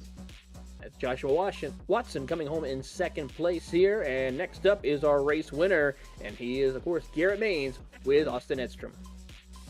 Yeah, we're going to pull up Garrett Maines to the broadcast booth. Feel like this is a weekly occurrence at this point, and, well, I feel like that because it is. But typically, we don't see an 11.5-second gap between Garrett Maines and his nearest competitor. Garrett, my word, man, where the hell did the speed come from today? Ryco Performance. We had one heck of a car today. Like, there's no understating. Once we got in the groove there, we just kind of walked away. I mean, that car was so well balanced. So shout out to Ken and Jacob and everybody that put in the time over there. Like, I knew we were like one click away last night in our team practice, and I ran the 4.71 in there. It's hauling. I don't know what else to say. It's nice to have that. That's one of my favorite tracks. I mean, I wish we went here in code because I think we would have had a really good shot at it. But man, it's refreshing for sure. It's always nice to be able to pull a gap like that and maintain it. Was there anything that worried you throughout that entire race, whether it be something in the drive in the racetrack or something with the strategies going on? Was there anything at all that worried you? Because it didn't seem like there was too much from the broadcast booth that could have been worrying you with the pace that you had today. Well, I'll be honest. So two things. I was talking on the stream most of the time, and I knew I'd pulled a gap on Watson. I just didn't realize that he had like pit. And so when he caught me, I was like, wait a second, that's Watson. It took me a second to process that he pit, which also concerned me because I didn't even realize how long ago he pit, what he took for tires and fuel. Like, I had no idea what the situation was. It just like kind of got my attention to like, shoot, the cycle started. And then I was like, well, if Roman can make it because he got wrecked at the beginning, like, am I going to get screwed by that? Do I want the caution? Which apparently not. But yeah, I was not really sure how it was going to pan out, but panned out for us. So, no complaints at the end of the day. Well, Garrett, congratulations for winning yet another Ryco Performance Monday Night Top Split A Open. Who do you have to thank at the end of this one? I think I already know a few. Yeah, definitely got to give a huge shout out to Ryco Performance for an absolute ripper of a car. Also got to give a huge shout out to MCU Body, Lennox, the guys at FGR Excel, and Leftport Brothers for their support. Well, Garrett, we thank you for coming up to the broadcast booth once again and giving us a little bit of your time. Congratulations once again on winning tonight from New Hampshire. Thank you. All right, that was your race winner, Garrett Maines. We're going to use this opportunity to take a little bit of a step back, take a little bit of a 5 to 10 minute breather, and we're going to get the stream changed over so that we can give you the Be Open action coming up next. Be sure to stay with us. We got more racing action coming at you live on the other side.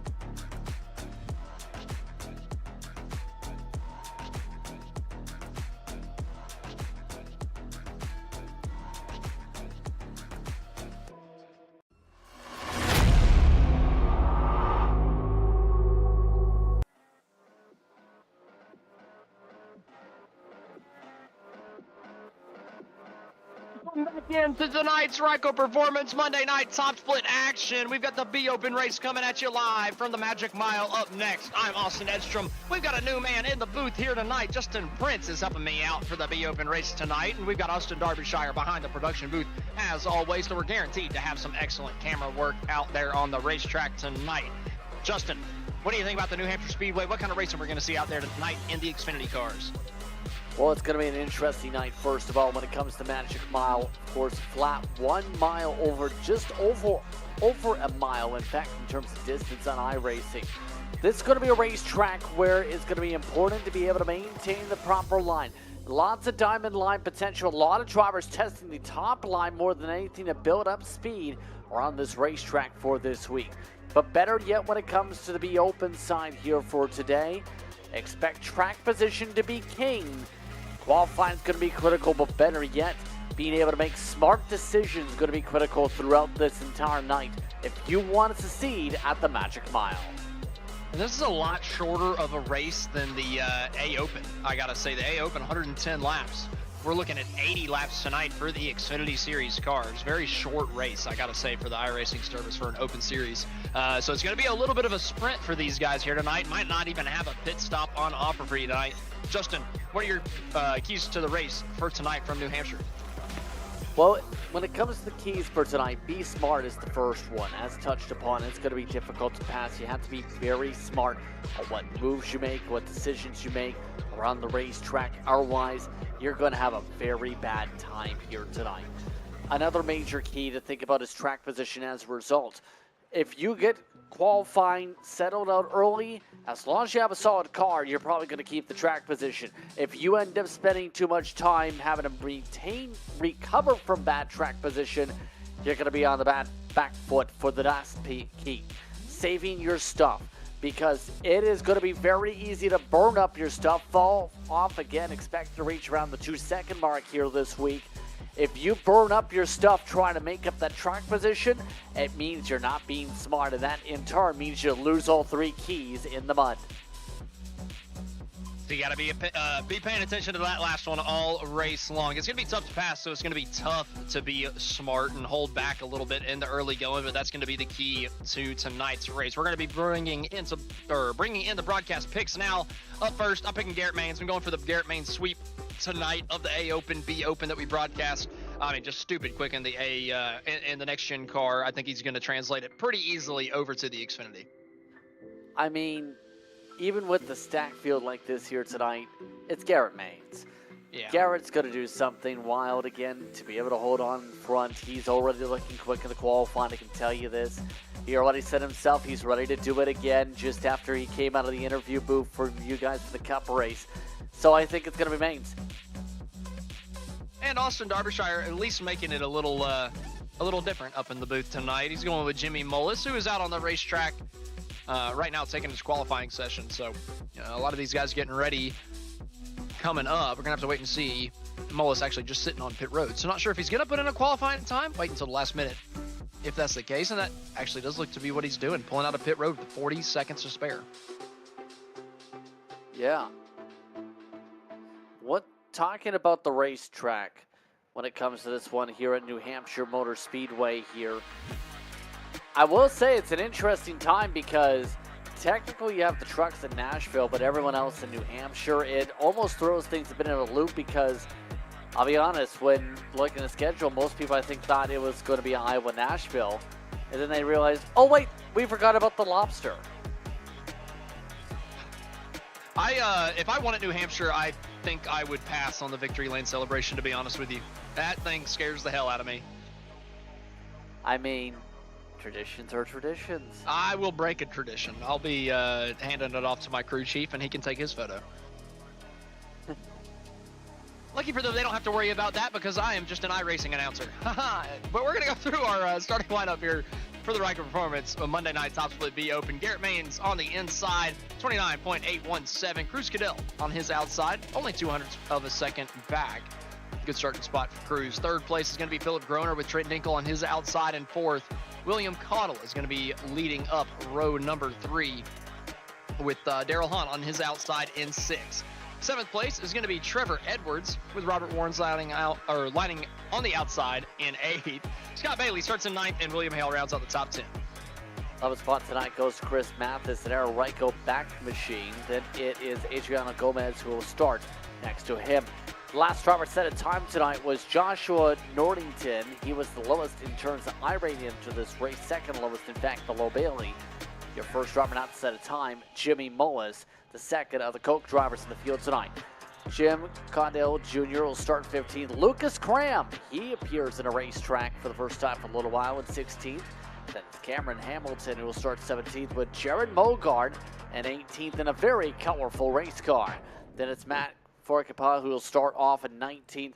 JC Norbrega running out your talks, one of your last starters tonight. Robbie Keneally and Jonathan Kendall start shotgun. That's going to be your entire 22-car field. They're going to give you all the excitement out on the racetrack here tonight. Still waiting on a couple of cars to grid up so that we can get this thing rolling, including your pole sitter, Garrett Maines. Beautiful paint scheme there for Cruz Cadell. Did a great job qualifying second, only behind the pro of Garrett Maines. Got to say, it's a really good lap time from Cruz. Had the rest of the field covered by almost a tenth of a second. Just couldn't beat out Maines for that pole. We're going to have to see what he can do on the start on the outside groove. One could say that the initial start is maybe a little bit more advantageous for the guy in second. You both have to wait until that green flag flies, and then, well, as long as you stay to the outside, you're going to get a better run off of turn number 2, one would think. So what do you think, Justin? Would you rather be starting on the pole, or would you rather be starting outside pole with that green flag starting the initial start? I'd still want the pole, to be honest. I like track position, but to answer your question on that second groove, I think that's going to be very advantageous for those even in the middle of the field, or rather even at the second row or third row. For the outside pole, it's still a little bit tricky because you don't know what your pole sitter is going to do, how he's going to approach that corner for the first time. It's going to be interesting what they're going to do here through the gears, though, once they get to turn 1 and 2. Well, we're getting ready to find out as they are rounding turns 3 and 4 right now. The iRacing pace car getting ready to pull off at turn number 4, and we're getting ready to go green for the second of our 2 races tonight. The Ryco Performance Monday night top split doubleheader. Second race is green for the New Hampshire Motor Speedway.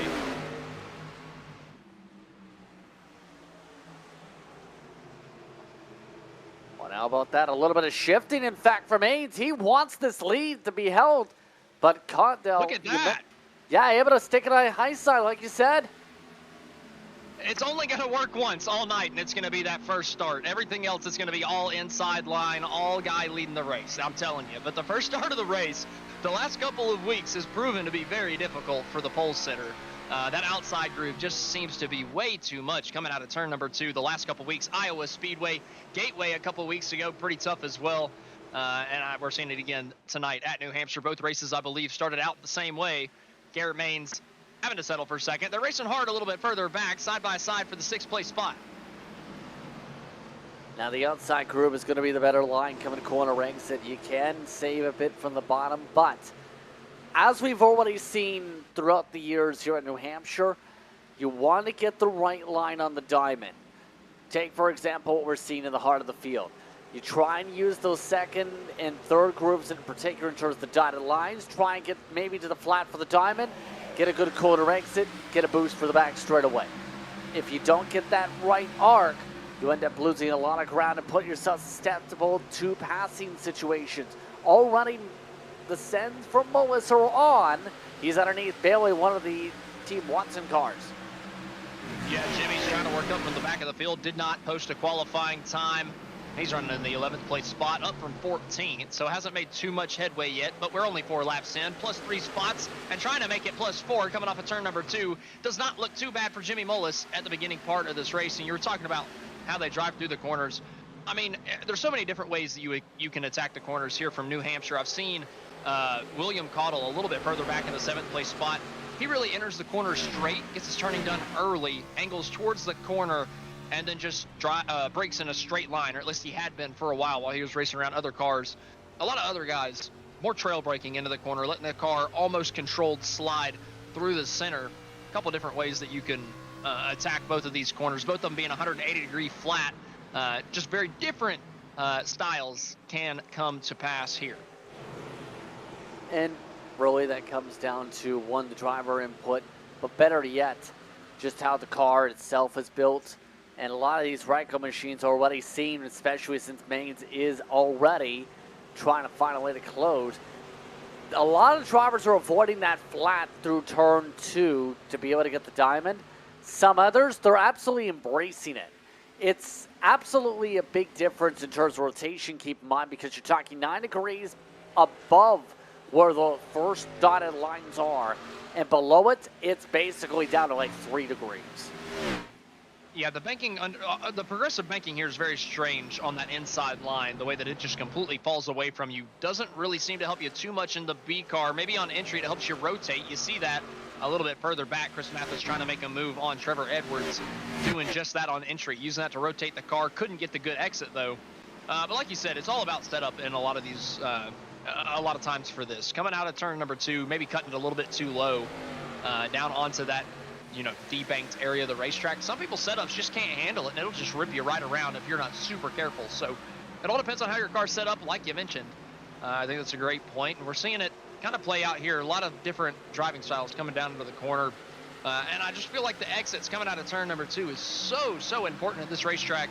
Very difficult to get off there right and not spin the thing out. A lot of drivers trying some side draft there, like William Hale, getting a little bit argy-bargy with the fender on Hahn. But the main thing, too, I'm noticing throughout the early stages here is some drivers are taking the let's save tires and keep it calm, cool, and collected. Others are saying, let's burn all the tires off. Track position's the bigger important part. It's almost a balancing act with this car. And it's really popped up with the truck. Your contact there with the back of the 7 was about to say, Austin, it's like this with the truck now too, since the update. If you save early, it's beneficial for the lawn. If you burn your stuff up early, you're going to go backwards long run. Yeah, and you're talking about burning your stuff up early. Well, we're only 10 laps into this 80-lap event, and these two are going at it. Oh, man, contact off of turn number 2, door banging. Hale coming off of the wall. They have not given each other any room off of either of these corners, lap after lap. I think Hale is finally going to get the move done, but that is just pushing the tires a little bit too hard this early in the race, I've got to say. William Cottle, though, looking to the outside of Hahn now, trying to follow that 62 through. The 13 goes way out wide, cuts it off, gets a pretty decent exit angle. He's going to have to run down the back, but still relatively even with Hahn, who's trying to side draft down the back straightaway. He's going to make contact before they get down to turn number 3, trying to hang on to these guys' quarter panels and hold them back. And remember, too, when it comes to these lines, you're already seeing some of these drivers getting a little bit darty with that in 1 and 2 especially. Sometimes drivers prefer to go up the full lane with the speed. Others prefer that half a groove at best. Get to the edge of those dotted marks, then get the diamond down. For either side of the speedway, you go up above those dotted marks and above where, essentially, where some of the more smoother pavement is compared to up top side. You're talking about a whole different style of handling here. Interestingly enough, nobody trying to coke line from a couple of seasons ago that worked in the Cup car a while back with the flat. Everyone electing to stay off the flat and off the apron. Just no grip down there this season for the B cars, it seems. The 7 has done a good job hanging on to the bottom, even though he's getting pinched off lap after lap, not utilizing that very inside like you talked about, but he is finally going to lose out on that battle with William Cottle. Cottle moving up to the 6th place position. Trevor Edwards, Jimmy Mullis fighting side by side right in their mirror. That's going to be for the 8th place spot. Yeah, Jimmy looks like he's got something dialed down really nice. If he put in a qualifying time, it'd be a different story, but this is his home racetrack. Of course, he's going to be jumping into the race truck and trying to see what happens. This is a race where, or rather, his team one-time teammate was home race. He loves this track regardless, is what I'm trying to say, Austin. He won Coke races here after all. Yeah, that's a good way to put it. You know that he's going to come here with the speed, and he's going to put up a fight. Having to come through the field has been tough, but you got to think he's been saving his tires for the first 15 laps as well. And I think that as this run goes on, he'll find it easier and easier to pass. I've got to point out something, though. Typically, sometimes in the middle of these races at the beginning, whenever we get strung out, we'll stop talking about the race leader whenever they get a huge lead because it's Garrett Maines every time. So we have completely ignored the fact that Cruz Cadell has jumped out to a 3.3-second lead over Garrett Maines. Is this too hard too early from Cadell, or is this just how good his car is? That's a great question because these first 15 laps have been absolutely stellar. Just now, Maines has started to match him on lap time. So it's almost like he took the philosophy of, let's keep all the track position and better yet, make sure no one can catch me on interval. I don't want to risk anything. It's either that or this car is hooked up and everyone else on that team's wondering, how is he much quicker? I just can't believe that Cadell is up in first by that much. Like, I could see him battling with Maines, but the fact that he has absolutely driven away from him, and you talked about him being even with Maines the lap before, well, he just put 2/10 on Garrett Maines the last lap. I mean, where does the speed come from for Cruz Cadell? I mean, holy cow.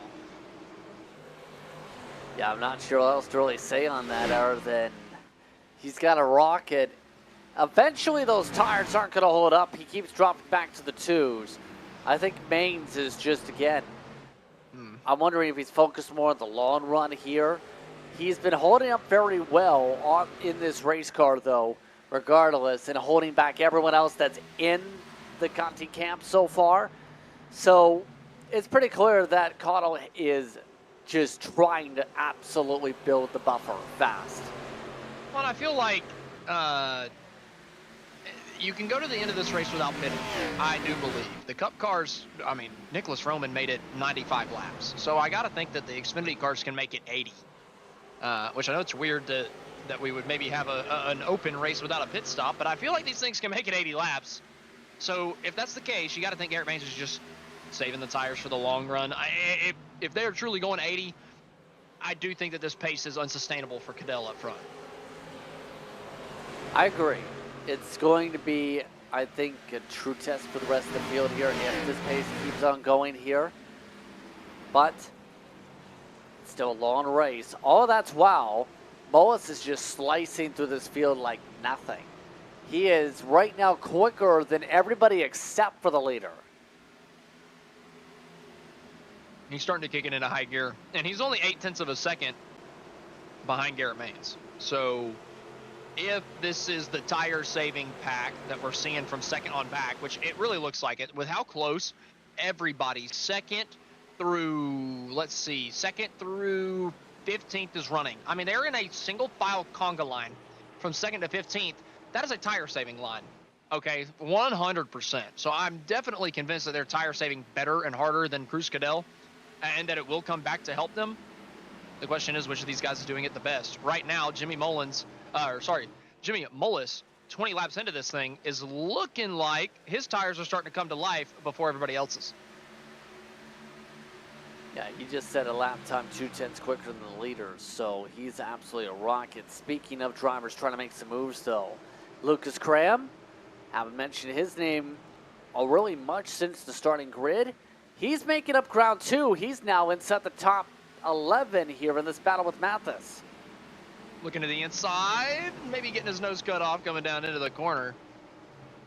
Mathis looking to the inside of Lucas Cram, able to just about get to his left rear through the center of the corner, but not able to hang on to it coming out. Cram's going to hang on to the spot, but I do think we're starting to see a lot of these guys in this tire saving pack start to push ever so slightly, start to run a little bit quicker. We're starting to see some of these guys start to fall off. I just track temps about 101 degrees, and it's starting to look almost like the clouds might start coming to play a little bit. It is most Ducati skybox for the sim today. That's going to play a factor pretty soon. Some of the other drivers, though, they're going to need to find some stuff in pretty quickly. There's those water conditions talked about. The water conditions aren't going to save some of the pace. Mogard right now, he's been stuck back here. Jonathan Cadell's stuck back here. Interesting enough, drivers like Matt Furkapa, who is amongst those who have ran in the Contender Series before, he just tank slapped the wall. Oh, no. Right as you were talking about him, the commentator curse. What are you doing, Prince? I think he was tank slapping mid-sentence regardless. I'm surprised on the I blame pace you. from Matt. I gotta point out, Cadell's still pulling on these guys. If he continues to at least hold even or pull on mains until he gets to lap 40, 45, I think he's got a good chance at hanging on, to be honest. I feel like he would be starting to fall off at this point if he had really pushed it too hard. I think he's really set the standard, honestly, in these first 25 laps on how to push the tires without almost lighting them on fire. Mains and company, though, they're starting to get a little antsy. Groner, he's looking for different lines, and Moas is there too. Yeah, they're starting to look a little racy. Jimmy Mullis is coming through the field, so these guys are starting to kick it into high gear. They see everybody in this line starting to get past, and it's Jimmy Mullis coming through the field from the very back of the pack. He's putting in work right now all over the back of Philip Groner, coming through turns 3 and 4. Groner trying to get past Garrett Maines, who's holding him up just enough to let Mullis get to the inside, coming off of turn number 4. He's going to look to take third. He started all the way back in 14th. I think there's a chance that Mullis might be the... I mean, Darby's pick had to hit once in a blue moon. He's in man, he full hit like rocket 2 weeks mode. ago. He hit like 2 weeks ago. I mean, he's starting to hit him twice a month. I mean, what in the world's going on? He's getting double. His luck is doubling. I mean, Mullis is a good pick if you have to put one in, though, because the Coke experience and the wins here. Now it's going to be where once he gets by Mullis, or rather by Maines here, what's going to happen in terms of the gap to him and the leader? Because I think he's the only one that's quicker right now than your current leader. What can he do? Can he get up there to be able to challenge him? Can he challenge that pace that Cruz Cadell has set through the entire first portion of this race? It has been absolutely ridiculous what he's been able to do up at the front. But the last time by, Maines was actually 0.4 of a second faster than Cadell, so maybe there's some chinks in the armor. We're going to let you guys sit on that and build the suspense to see if Cruz Cadell is going to end up falling off of a cliff by using this commercial break to do that. Be sure to stay with us on the other side to see if Cadell falls into the back of the battle pack.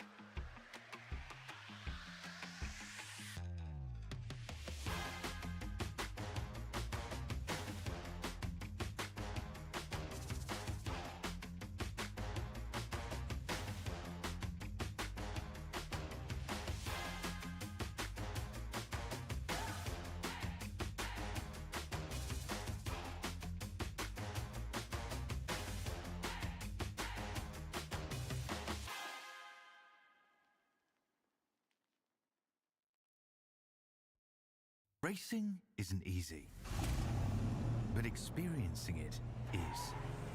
iRacing puts you in the driver's seat with the industry's leading sim racing game. Drive on laser scan replicas of the greatest racing circuits from around the world.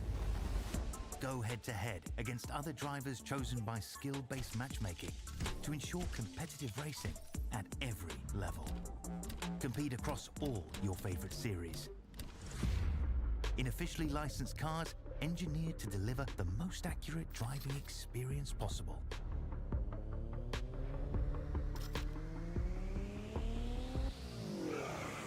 Join a race or host your own with players from across the globe. Race against the computer or in a league with friends. Feel the thrill behind the wheel. Visit iRacing.com.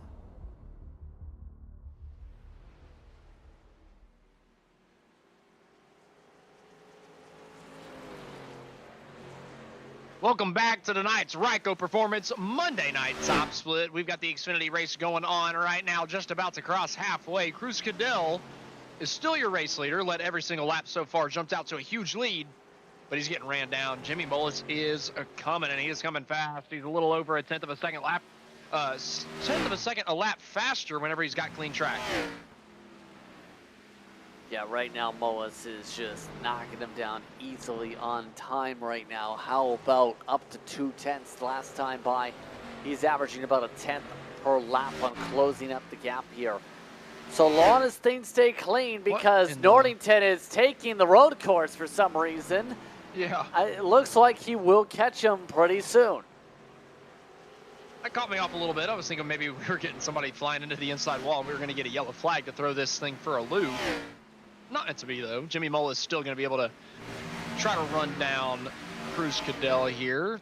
It's not always, you know, up to the 10th and a half, 2/10. Sometimes they're relatively close, somewhat even, but what I'm not seeing is Cadell ever switching it back and being somewhat faster, just a little bit faster. He's always just a little bit slower or a tenth and a half slower, and well, with 43 laps to go, that's not gonna be enough for Cruz unless the yellow flag flies and gives him another opportunity to put on 4 fresh tires. Some of the other drivers, though, will have to give shout-outs to that didn't set qualifying times. They're also making moves like Jim Connell Jr.'s moved ahead. Cameron Hamilton, he's the third highest in the non-qualifying group. He's trying to make the whole bottom of the racetrack work in his zero-paint scheme, but a caution. The 21 through the infield dirt in turns 1 and 2 is going to bring out the first yellow. He's running in the last place. He's running 22nd. Oh, no, it's off of pit road. This is going to be a dumb one, isn't it? He took the road course. And guess what happened? Because he was 45 degrees around on the racing surface. Oh, wow. That's not smart. I didn't know that you got yellows for that surface down there if it's the oval. That's maybe not coded quite perfectly. It has happened before where anyone who's blown up has gone that direction. If they're on the pavement and on the grass, it automatically triggers the caution flag since you're basically around other cars. This just burned the lead for the 11 in sim pretty big. I mean, it does. Mullis is going to be right on his back bumper, so that's obviously frustrating. He was faster than him after coming through the field and probably would have ran him down, though. So I feel like by the end of this race, Cadell was going to get past anyway. I feel like a little bit of a caution spree might give Cruz a little bit of a better opportunity to hang on to this one. Like maybe hang on to the lead here, go 15 laps, the caution come out, come in and take tires again. Might be his best bet at winning this one. Now this is going to be an interesting time. And for some of these drivers, I think they were honestly hoping to see something, but not in that fashion, obviously, to change the tires.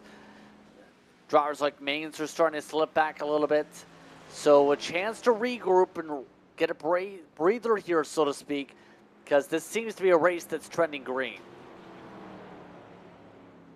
Yeah, I'd have to agree if we can get past the first 5 or 6 laps.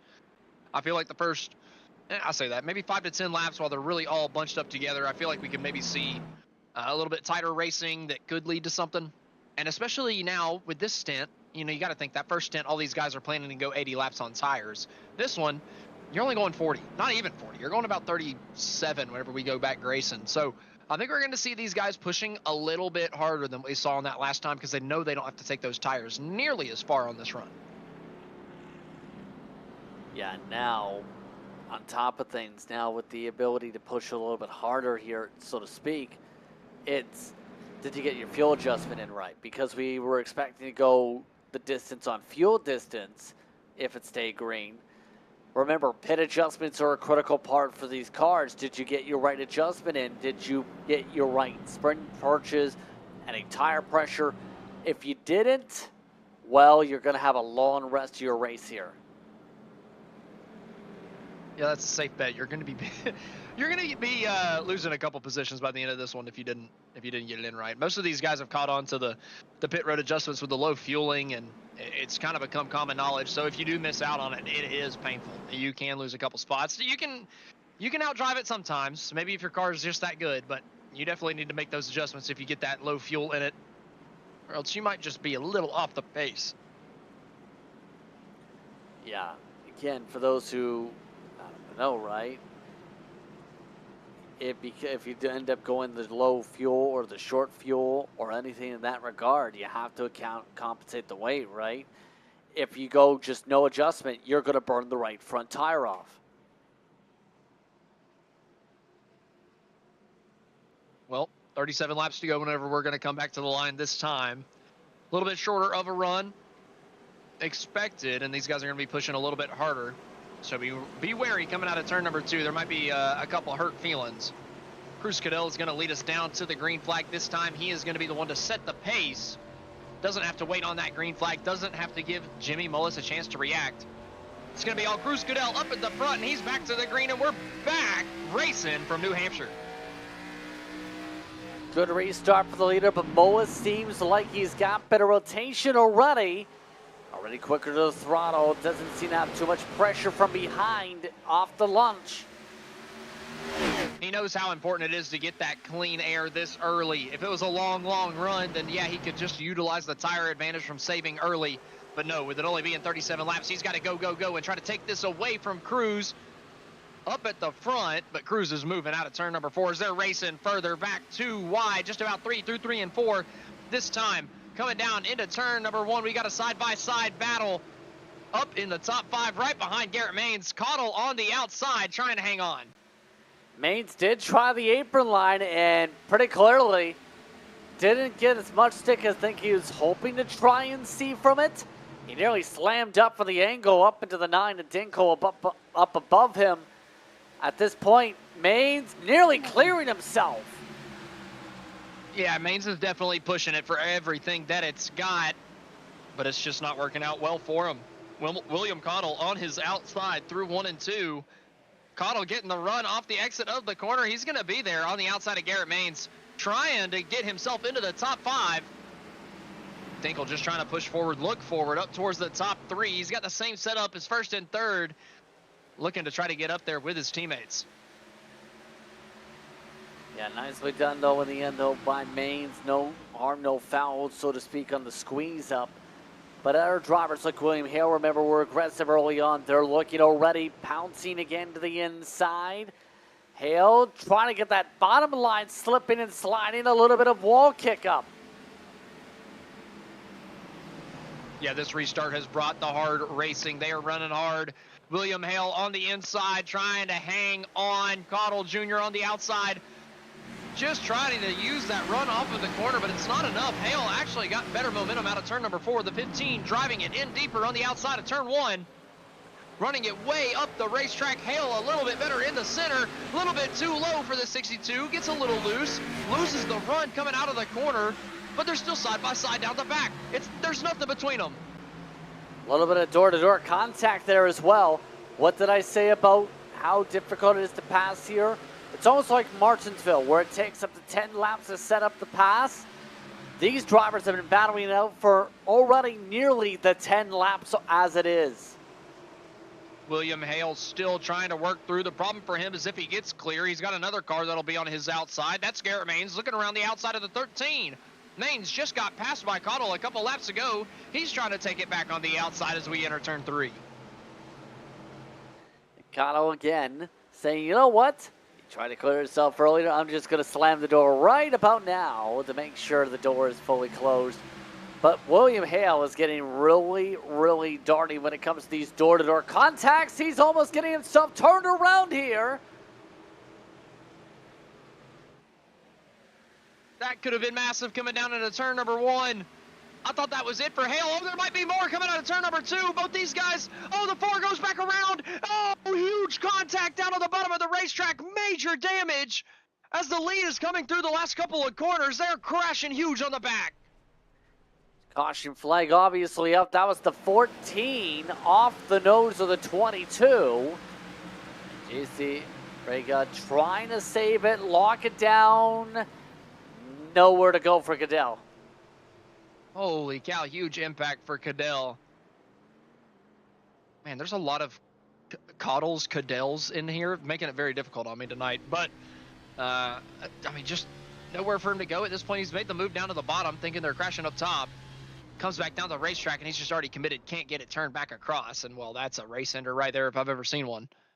And immediately to the tow truck, saying, you know what, I'm just going to park it. But now we'll see how the drivers play out the strategy here. Yeah, that was a little bit too argy-barginess amongst those, especially battling the back half of the field. I'm telling you, I think there's four Cadell variants in here. The leader, Cruz Cadell. We've got 6th place runner William Cottle. And then we've got 13th Jim Cadill Jr. And then the 20 car of Jonathan Cadell. So very not very much variety in the race or in the last names tonight. Oh, we have some variety on strategy, though. 2 tires, the name of the game for a lot of your back runners and for your mid-packers. Lucas Cram comes out. You have Warnes from the in Elliott Sauer gear. You have Mogart on 2 tires. You have Forkapa. A lot of drivers saying, I'm going to take my shot here with under 30 to go. How will the 2-tire strategy work out? You're going to have to find out on the other side of the commercial break. We'll see you when you see you.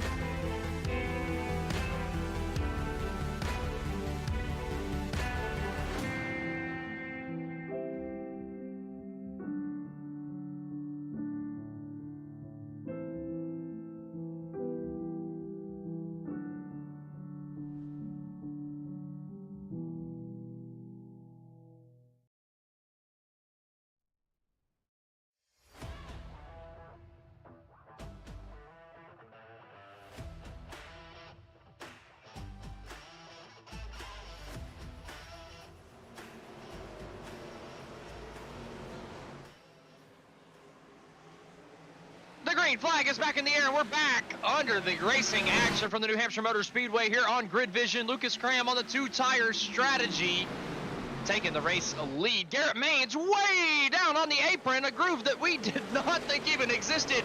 Holy cow, look at him way down on the bottom of the racetrack trying to get everything he can. And now this is going to be a really touchy-feely type of moment with all the 2-tire calls across this field. Maine saying, I'm going to just go wherever these race cars are and Hornets nesting. The battle's on for second. Mullis wants the spot. Oh, and we have a slide in the wall. A stink roll, that might have been light enough contact to not be a problem. Coming down to turn number 1, though. Line compromised a little ways, getting put 3 wide as he comes down to the corner, just trying to make up the ground that he's lost. They're side by side for second. Cruz Cadell, he's led this entire thing, only not in the lead because somebody took 2 tires high enough to take it away from him, and now Jimmy Mullis is looking to his inside, trying to take second. Mullis is seeming to be quicker. He's given a touch bit of arc up the track right now. This is exactly what Cram wants to see up at the front. It is for now, but how long will it be? I'm worried that Mullis is going to make the move soon, and he does. Cadell out of the groove. Mullis up to second. They're single file now, and now if you're Cram, you might be shitting bricks. This is a no good situation, I can tell you that. Yeah, this is going to be a tough situation now for Lucas Cram and for the Renstos on 2 tires because this is normally a track caution.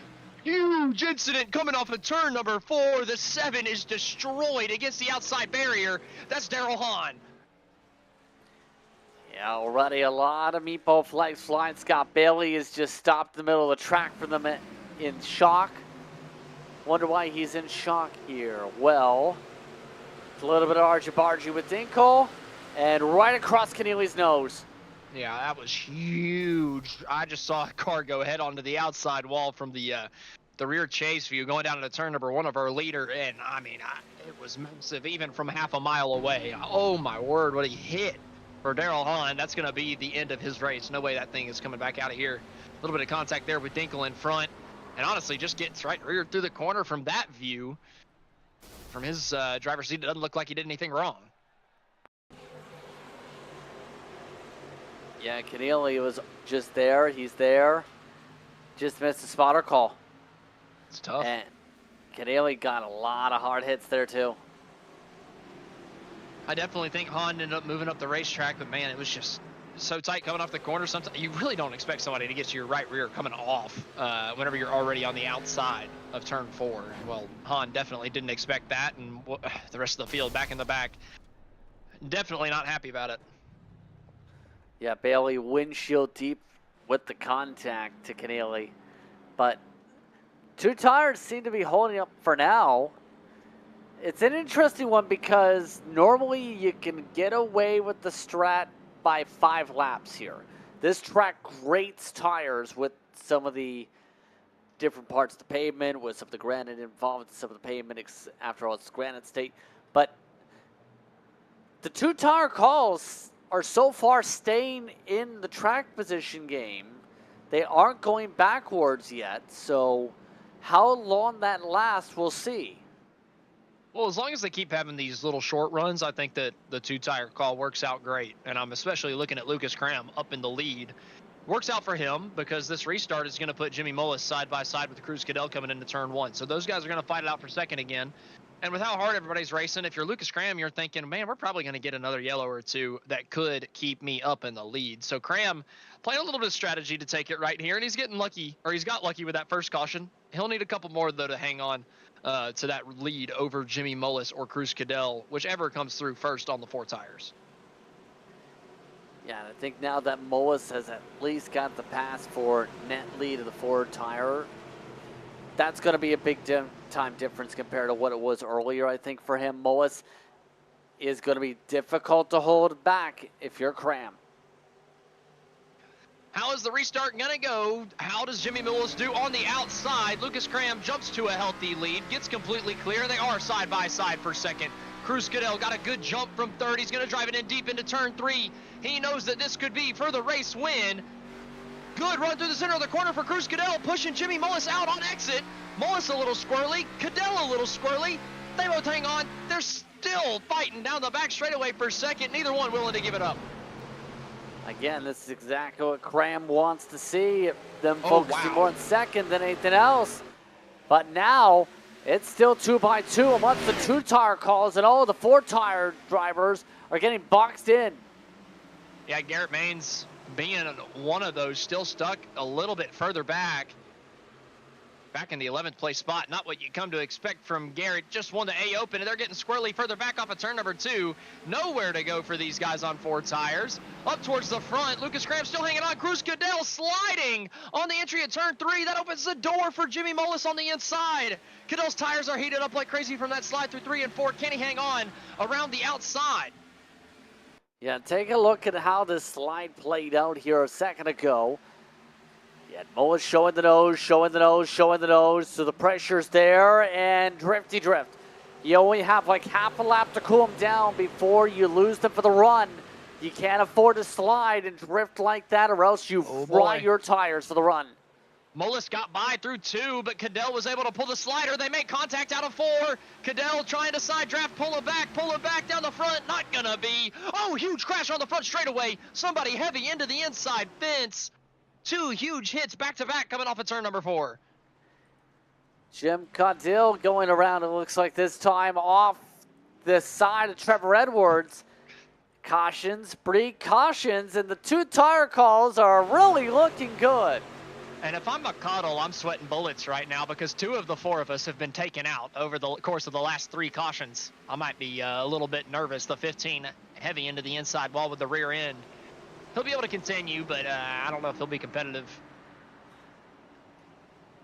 So, by the way, the bumper physics, you have to love the new bouncy bumpers. Yeah, just, he didn't go all the way up to the wall. I guess he was expecting him to go to the wall, and pretty clearly bounced off the fender, and the bumper goes for a little bit of a skateboard ramp.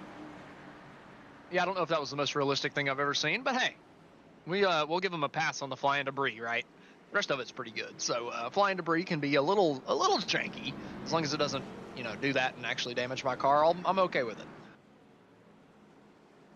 Yeah, interestingly enough, only one driver really decided, I'm going to try something different on strategy, and that was Chris Mathis. Are you sure about that? Yeah, Mathis. Oh, Mathis may have an interesting point here. He came in when everybody else couldn't come in yet. How are they going to score this as some of the drivers take tires? Did Mathis just come in too early and he's going to get a penalty? That's No got to be what penalty. happened, right? I think he pit when the pit road opened when they were down the back straightaway.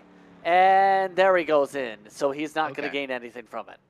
Well, either way, we've got everybody from 12th on back coming down pit road, including Garrett Maines. So we've got a couple fast guys coming through on 4 tires. The only problem is it's only, 10 green flag lap faster or newer tires than the rest of the field. So not a huge advantage, but we'll see over the course of the last 13 or so laps. It's just so tough to pass here. But, I mean, to be fair, they're all running towards the back anyway. Might as well put on 4 freshies and see if you can come through a couple of the other guys. Interesting enough, Maines, I think, just bolted on just the 2 tires. So I think he's kind of wondering, is the balance going to be really that big of a difference right now? Obviously, though, remember, tires here in normal circumstances are pretty significant. I'm still surprised that all the 2 tire calls have worked out the way they have so far. Again, as long as they keep getting these cautions, they're A-okay. I mean, Lucas Cram hasn't even had a challenge for the race lead yet, right? Because they've been fighting so hard in his mirror. And then a yellow flag comes out before they can really get it sorted out and mounts a challenge on Lucas for the lead. So it's working out great for Lucas up at the top. It's working out for the other guys as well. They have not dropped through the pack like you would have expected. This time, though, with a good couple of guys being on 4 fresh tires from 12th on back, a couple of them might be sitting ducks now that all of their tires are a little bit worse than the guys behind. There is that strong possibility, I think, right now.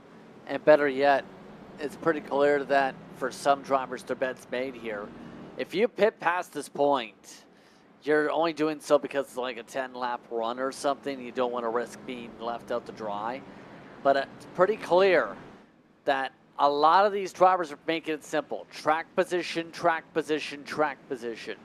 They do not want to enter the hornet's nest. We've had 3 crashes recently in the midst of the teens for caution flags here. Yeah, getting down to the end of this one, it's gotten a little crazy, to say the least. The patience has gone out the window. The strategy has shoved its head into the middle of this one. Seeing Lucas Cram up at the front of the field. Jimmy Mullis has come from not putting in a qualifying time all the way up to 2nd. So a hell of a run from Mullis, trying to cap off the hell of a night. Cruz Cadell has led just about this entire thing. Jimmy Mullis, though, ever since he's gotten up there, has been a tough challenge for Cruz, who's lining up in 3rd. Like we said over and over tonight, on this restart, that 3rd place driver is probably going to get side by side with 2nd, and we're going to have a good battle to see who will have the opportunity to fight Lucas Cram. Coming to 13 laps to go through 3 and 4. The iRacing pace car getting ready to pull up, hopefully for the final time tonight, And we're getting ready to settle this one from New Hampshire. Lucas Cram back to the gas, and we're back under green. Great restart for Cotto up from the inside line, but Moa's a better one, has a poke. Just couldn't make it stick yet. Drove in maybe a little bit too deep, but he pitches Cadell down to the bottom. Who's it going to be off of 2? It looks like it's going to be Jimmy Mullis. He pulls forward, coming down the back straightaway. Cruz still to his inside. He's going to drive it in deep. Trying to hang on. Jared Mogard drives it in deeper behind, trying to push up that Conti car. That's Philip Groner, who just about got used up by Mogard. Trying to take the 4th place spot. Cadell's just having to settle for 3rd. It looks like the challenge is going to come from Jimmy Mullis for the lead. Now it's the matter, can he set it up? It's 3-1 to the heart of the pack, by the way, because drivers like Forcapal are starting to go back. All the 2-tire calls are starting to go back, so I think 3 restarts was just too much here on the fire-off. And they are 3 wide further back for about 8, side by side for 5th. Then we got a couple of guys really close coming off of turn number 4. They're able to sort it out, at least get 2 wide. A couple guys scattering, trying to make it 3 as we funnel down into turn number 1. Cram still in the race lead, 11 laps to go. Mullis all over the back bumper, trying to give the 98 everything that he's got coming off at 2. Cram with the better run off the corner. He did think about the bump and run, did notice there. Just gave him a break there, but with 10 laps to go, how long does this last? Jared Mogard gets loose on the exit of 4. He's able to hang on to it. They are getting really racy coming through turns 3 and 4. The corners that you normally don't see the trouble happening has been the trouble spot over the last couple of laps, but they're 3 wide and 2. Little bit of door contact. Mogard getting shoved out of the groove. Garrett Maines funneling through up to the 6th place spot. Oh, there might be a problem now for William Hale. He just about Holy got cow. some back bumper damage. The battle for 2nd. Condell still trying to send it. Still Cram in front. That move from Cadell, he utilized the apron on entry of the corner, slid it up, and had just as good of a run out of the corner as Jimmy Mullis. And now he's stuck back in that fight for the race lead. He's looking to the inside. A little tap from Mullis. Cadell almost goes around, and Cram gets away. You know, he spun himself, and speaking of spins, there they go. The caution's not going to fly for that one. So far off the racetrack. Hard into the inside wall. Not sure who it was, but one car destroyed down the back while Cram is trying to scram. Cram's running out of time to hold on. No caution for Warnez, but that 95 on track. Squeeze up with Matt Forcapal, and there's the help. There's the barrier. That's the motor. And that's the race. Robert Warren's leaving the session. Cadell going for a hero move on the apron again of 3 and 4. He's got next to Cram. They're just about making contact out of the corner. Cadell keeps it down low, keeps it off of him, and still cycles through to 2nd. Jimmy Mullis is just thinking, how the heck do I get side by side with this guy again? Can we get to the race lead? We got a 3-car battle for it with 7 laps to go. Cram gets touched. Cottle gets into the left rear, and he gets to the side of the 98. He's going to side draft him down the back. More contact. They're getting a little bit too argy-bargy for this. Slight job for the lead. Here he comes, Cruz Cadell. He's got it done. He used it 3 times over the course of the last 5 laps. A crazy line through 3 and 4, and that moves Cruz Cadell up to the race lead. 6 laps to go. Now Moas also through, so there go the tires for Cram. Can Moas go for a send? They've already got an argy-bargy for the lead, and for 2nd already. Is there enough time for Moas to try and set something up as they both use the apron? Both of them using the same line, trying to get everything they can. They figured something out over the last couple laps, using something we haven't seen all night. Cruz Cadell coming to 5 laps to go. Jimmy Mullis not letting them run away. Mullis is now playing with the gears as well. He's trying to stick the bottom. Cadell may have just blew the corner. Gives a bit of momentum to Mullis, who loses it off the corner. Cadell with the better run off the top side of the racetrack. He drove it in a little bit too deep this time through 3. Tags the grass a little bit down on the inside of the racetrack. Able to hang on. But Mullis is not letting him get away. Mullis a little bit quicker this time. With just 4 laps, just 4 miles to do something. 2 minutes to sort something out here. Mullis seems to be more consistent on the laps right now in the later stages. Is there going to be a chance to even get side by side is the huge question mark. Coming to 3 laps to go this time by. They're just about 3 wide further back in the pack. Entering turn number 3, they soared it out to 2. A good move further back, changing hands of the 8th place spot. I believe Dinkle just got by. But up front, it is Jimmy Mullis trying to run down Cruz Cadell, the guy that's dominated the entire race, versus the guy that started in the back and has worked his way forward, looking like the fastest one on track. Could not ask for more with 3 to go. Just seems to not be able to close up that buffer. The clean air seems to be that much bigger right now. Mullis trying different lines, seeing if he's going to be able to make something, anything stick. Coming to 2 to go. Cadell just wants to get around one more time without seeing that yellow flag fly. Nobody spin it off of turn number 2, please, says the driver of the 55. He stretched that gap back out to 0.4 of a second. A little bit quicker than Jimmy that last time by. Cruz trying to settle it here. Cruz seems to be just about ready to cruise away to victory lane with how this looks here. Mullis is just burning up those rears, trying to stick it out. White flag this time. White flag in the air for the 55 of Cruz Cadell. What a race it's been for the 55. Jimmy Mullis giving it everything he's got a little bit further back, all the way on the apron, entering 1. It's not going to be enough, though. He loses out, exiting turn 2. Cruz Cadell down the back straightaway. One final time from the magic mile, and it's been a magic race for the driver of the 55. Coming through 3 and 4 for the final time. It's going to be Cruz Cadell in the Ryco Performance Monday night top split. Be open to win from the New Hampshire Motor Speedway. Nicely done, absolutely, when it comes to his pace. It was the question, was he going to burn his stuff? Was he going to fall off? If it would have stayed green, it would have been interesting with Mullis. However, even with all the cautions, Cruz was able to make sure he cruised his way to a lobster. Hell of a race there from Cruz Cadell, winning a stacked SOF. 2 pros in the field, but it was neither of those that bring home the checkered flag here tonight. It's going to be Cruz Cadell in that number 55, getting ready to burn it down on the front straightaway. Lifting that front end off the racetrack, giving us a little bit of smoke show as we head to our final commercial break of the race tonight. Whenever we come back, we're going to try to get in touch with our top 3.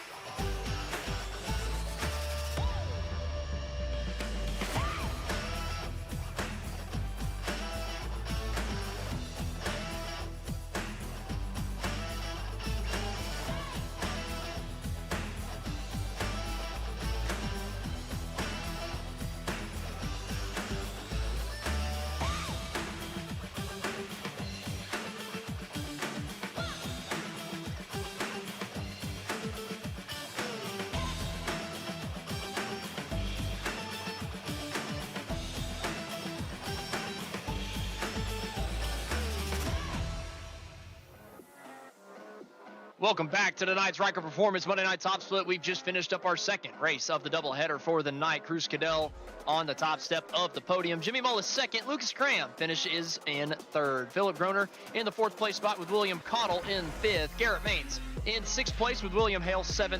Cameron Hamilton in 8th. Trevor Edwards 9th. And Trent Dinkle rounds out the top 10. Well, spot tonight, Jared Bogart in front of Gomez in Godale Jr. Robbie Canale putt-putted his way 2 laps down as well with Godale Jr. into the 14th position. Matt Forkputt gets turned around and gets put 15th. Warnes DNFs from 16th. Mathis, Hahn, Bailey, Briga rounding out your top 20. Cadell and Norrington, your other DNFs in this one tonight, Austin. Unfortunately, we did not get anybody up to the booth to give some interviews to our top 3 tonight, so that is going to do it for us here from the New Hampshire Motor Speedway. Justin, what do you think about tonight's Xfinity Series race as we get a quick look at our schedule? I think it was an interesting one, especially with the tire strategy. But in the end, being able to make precise moves and better yet keep the track position became the advantage to close out the Monday. Looking at our schedule ahead, Tuesday, Nashville Superspeedway Champion Power Equipment iRacing Truck Series, 9 p.m. Eastern. Wednesday, that's a little bit of a misprint, actually. That's going to be next week. We're going to be heading to Nashville for the Thunderclap Series. Thursday is going to be the Charlotte Motor Speedway, the High Slide Racing League, going to be coming at you live at 8:20 p.m. Eastern. Friday night, we're going to be right back here at New Hampshire for the Ryco Performance Friday night NIS Top Split. Be there or be square. And with all that out of the way, from the entire GridVision team, we'd like to thank you for watching and participating in the chat. For more information on getting your league broadcasted or starting your career in broadcasting, contact us on Facebook, X, or email us at info@gridvision.live. Congratulations to Cruz Cadell and Garrett Maines for winning the 2 races here tonight from the New Hampshire Motor Speedway. This has been Austin Edstrom alongside Justin Prince, Taylor Burris at times, and Sheldon Atkins at times, and Austin Derbyshire behind the production booth. We will see you next time on The Grid.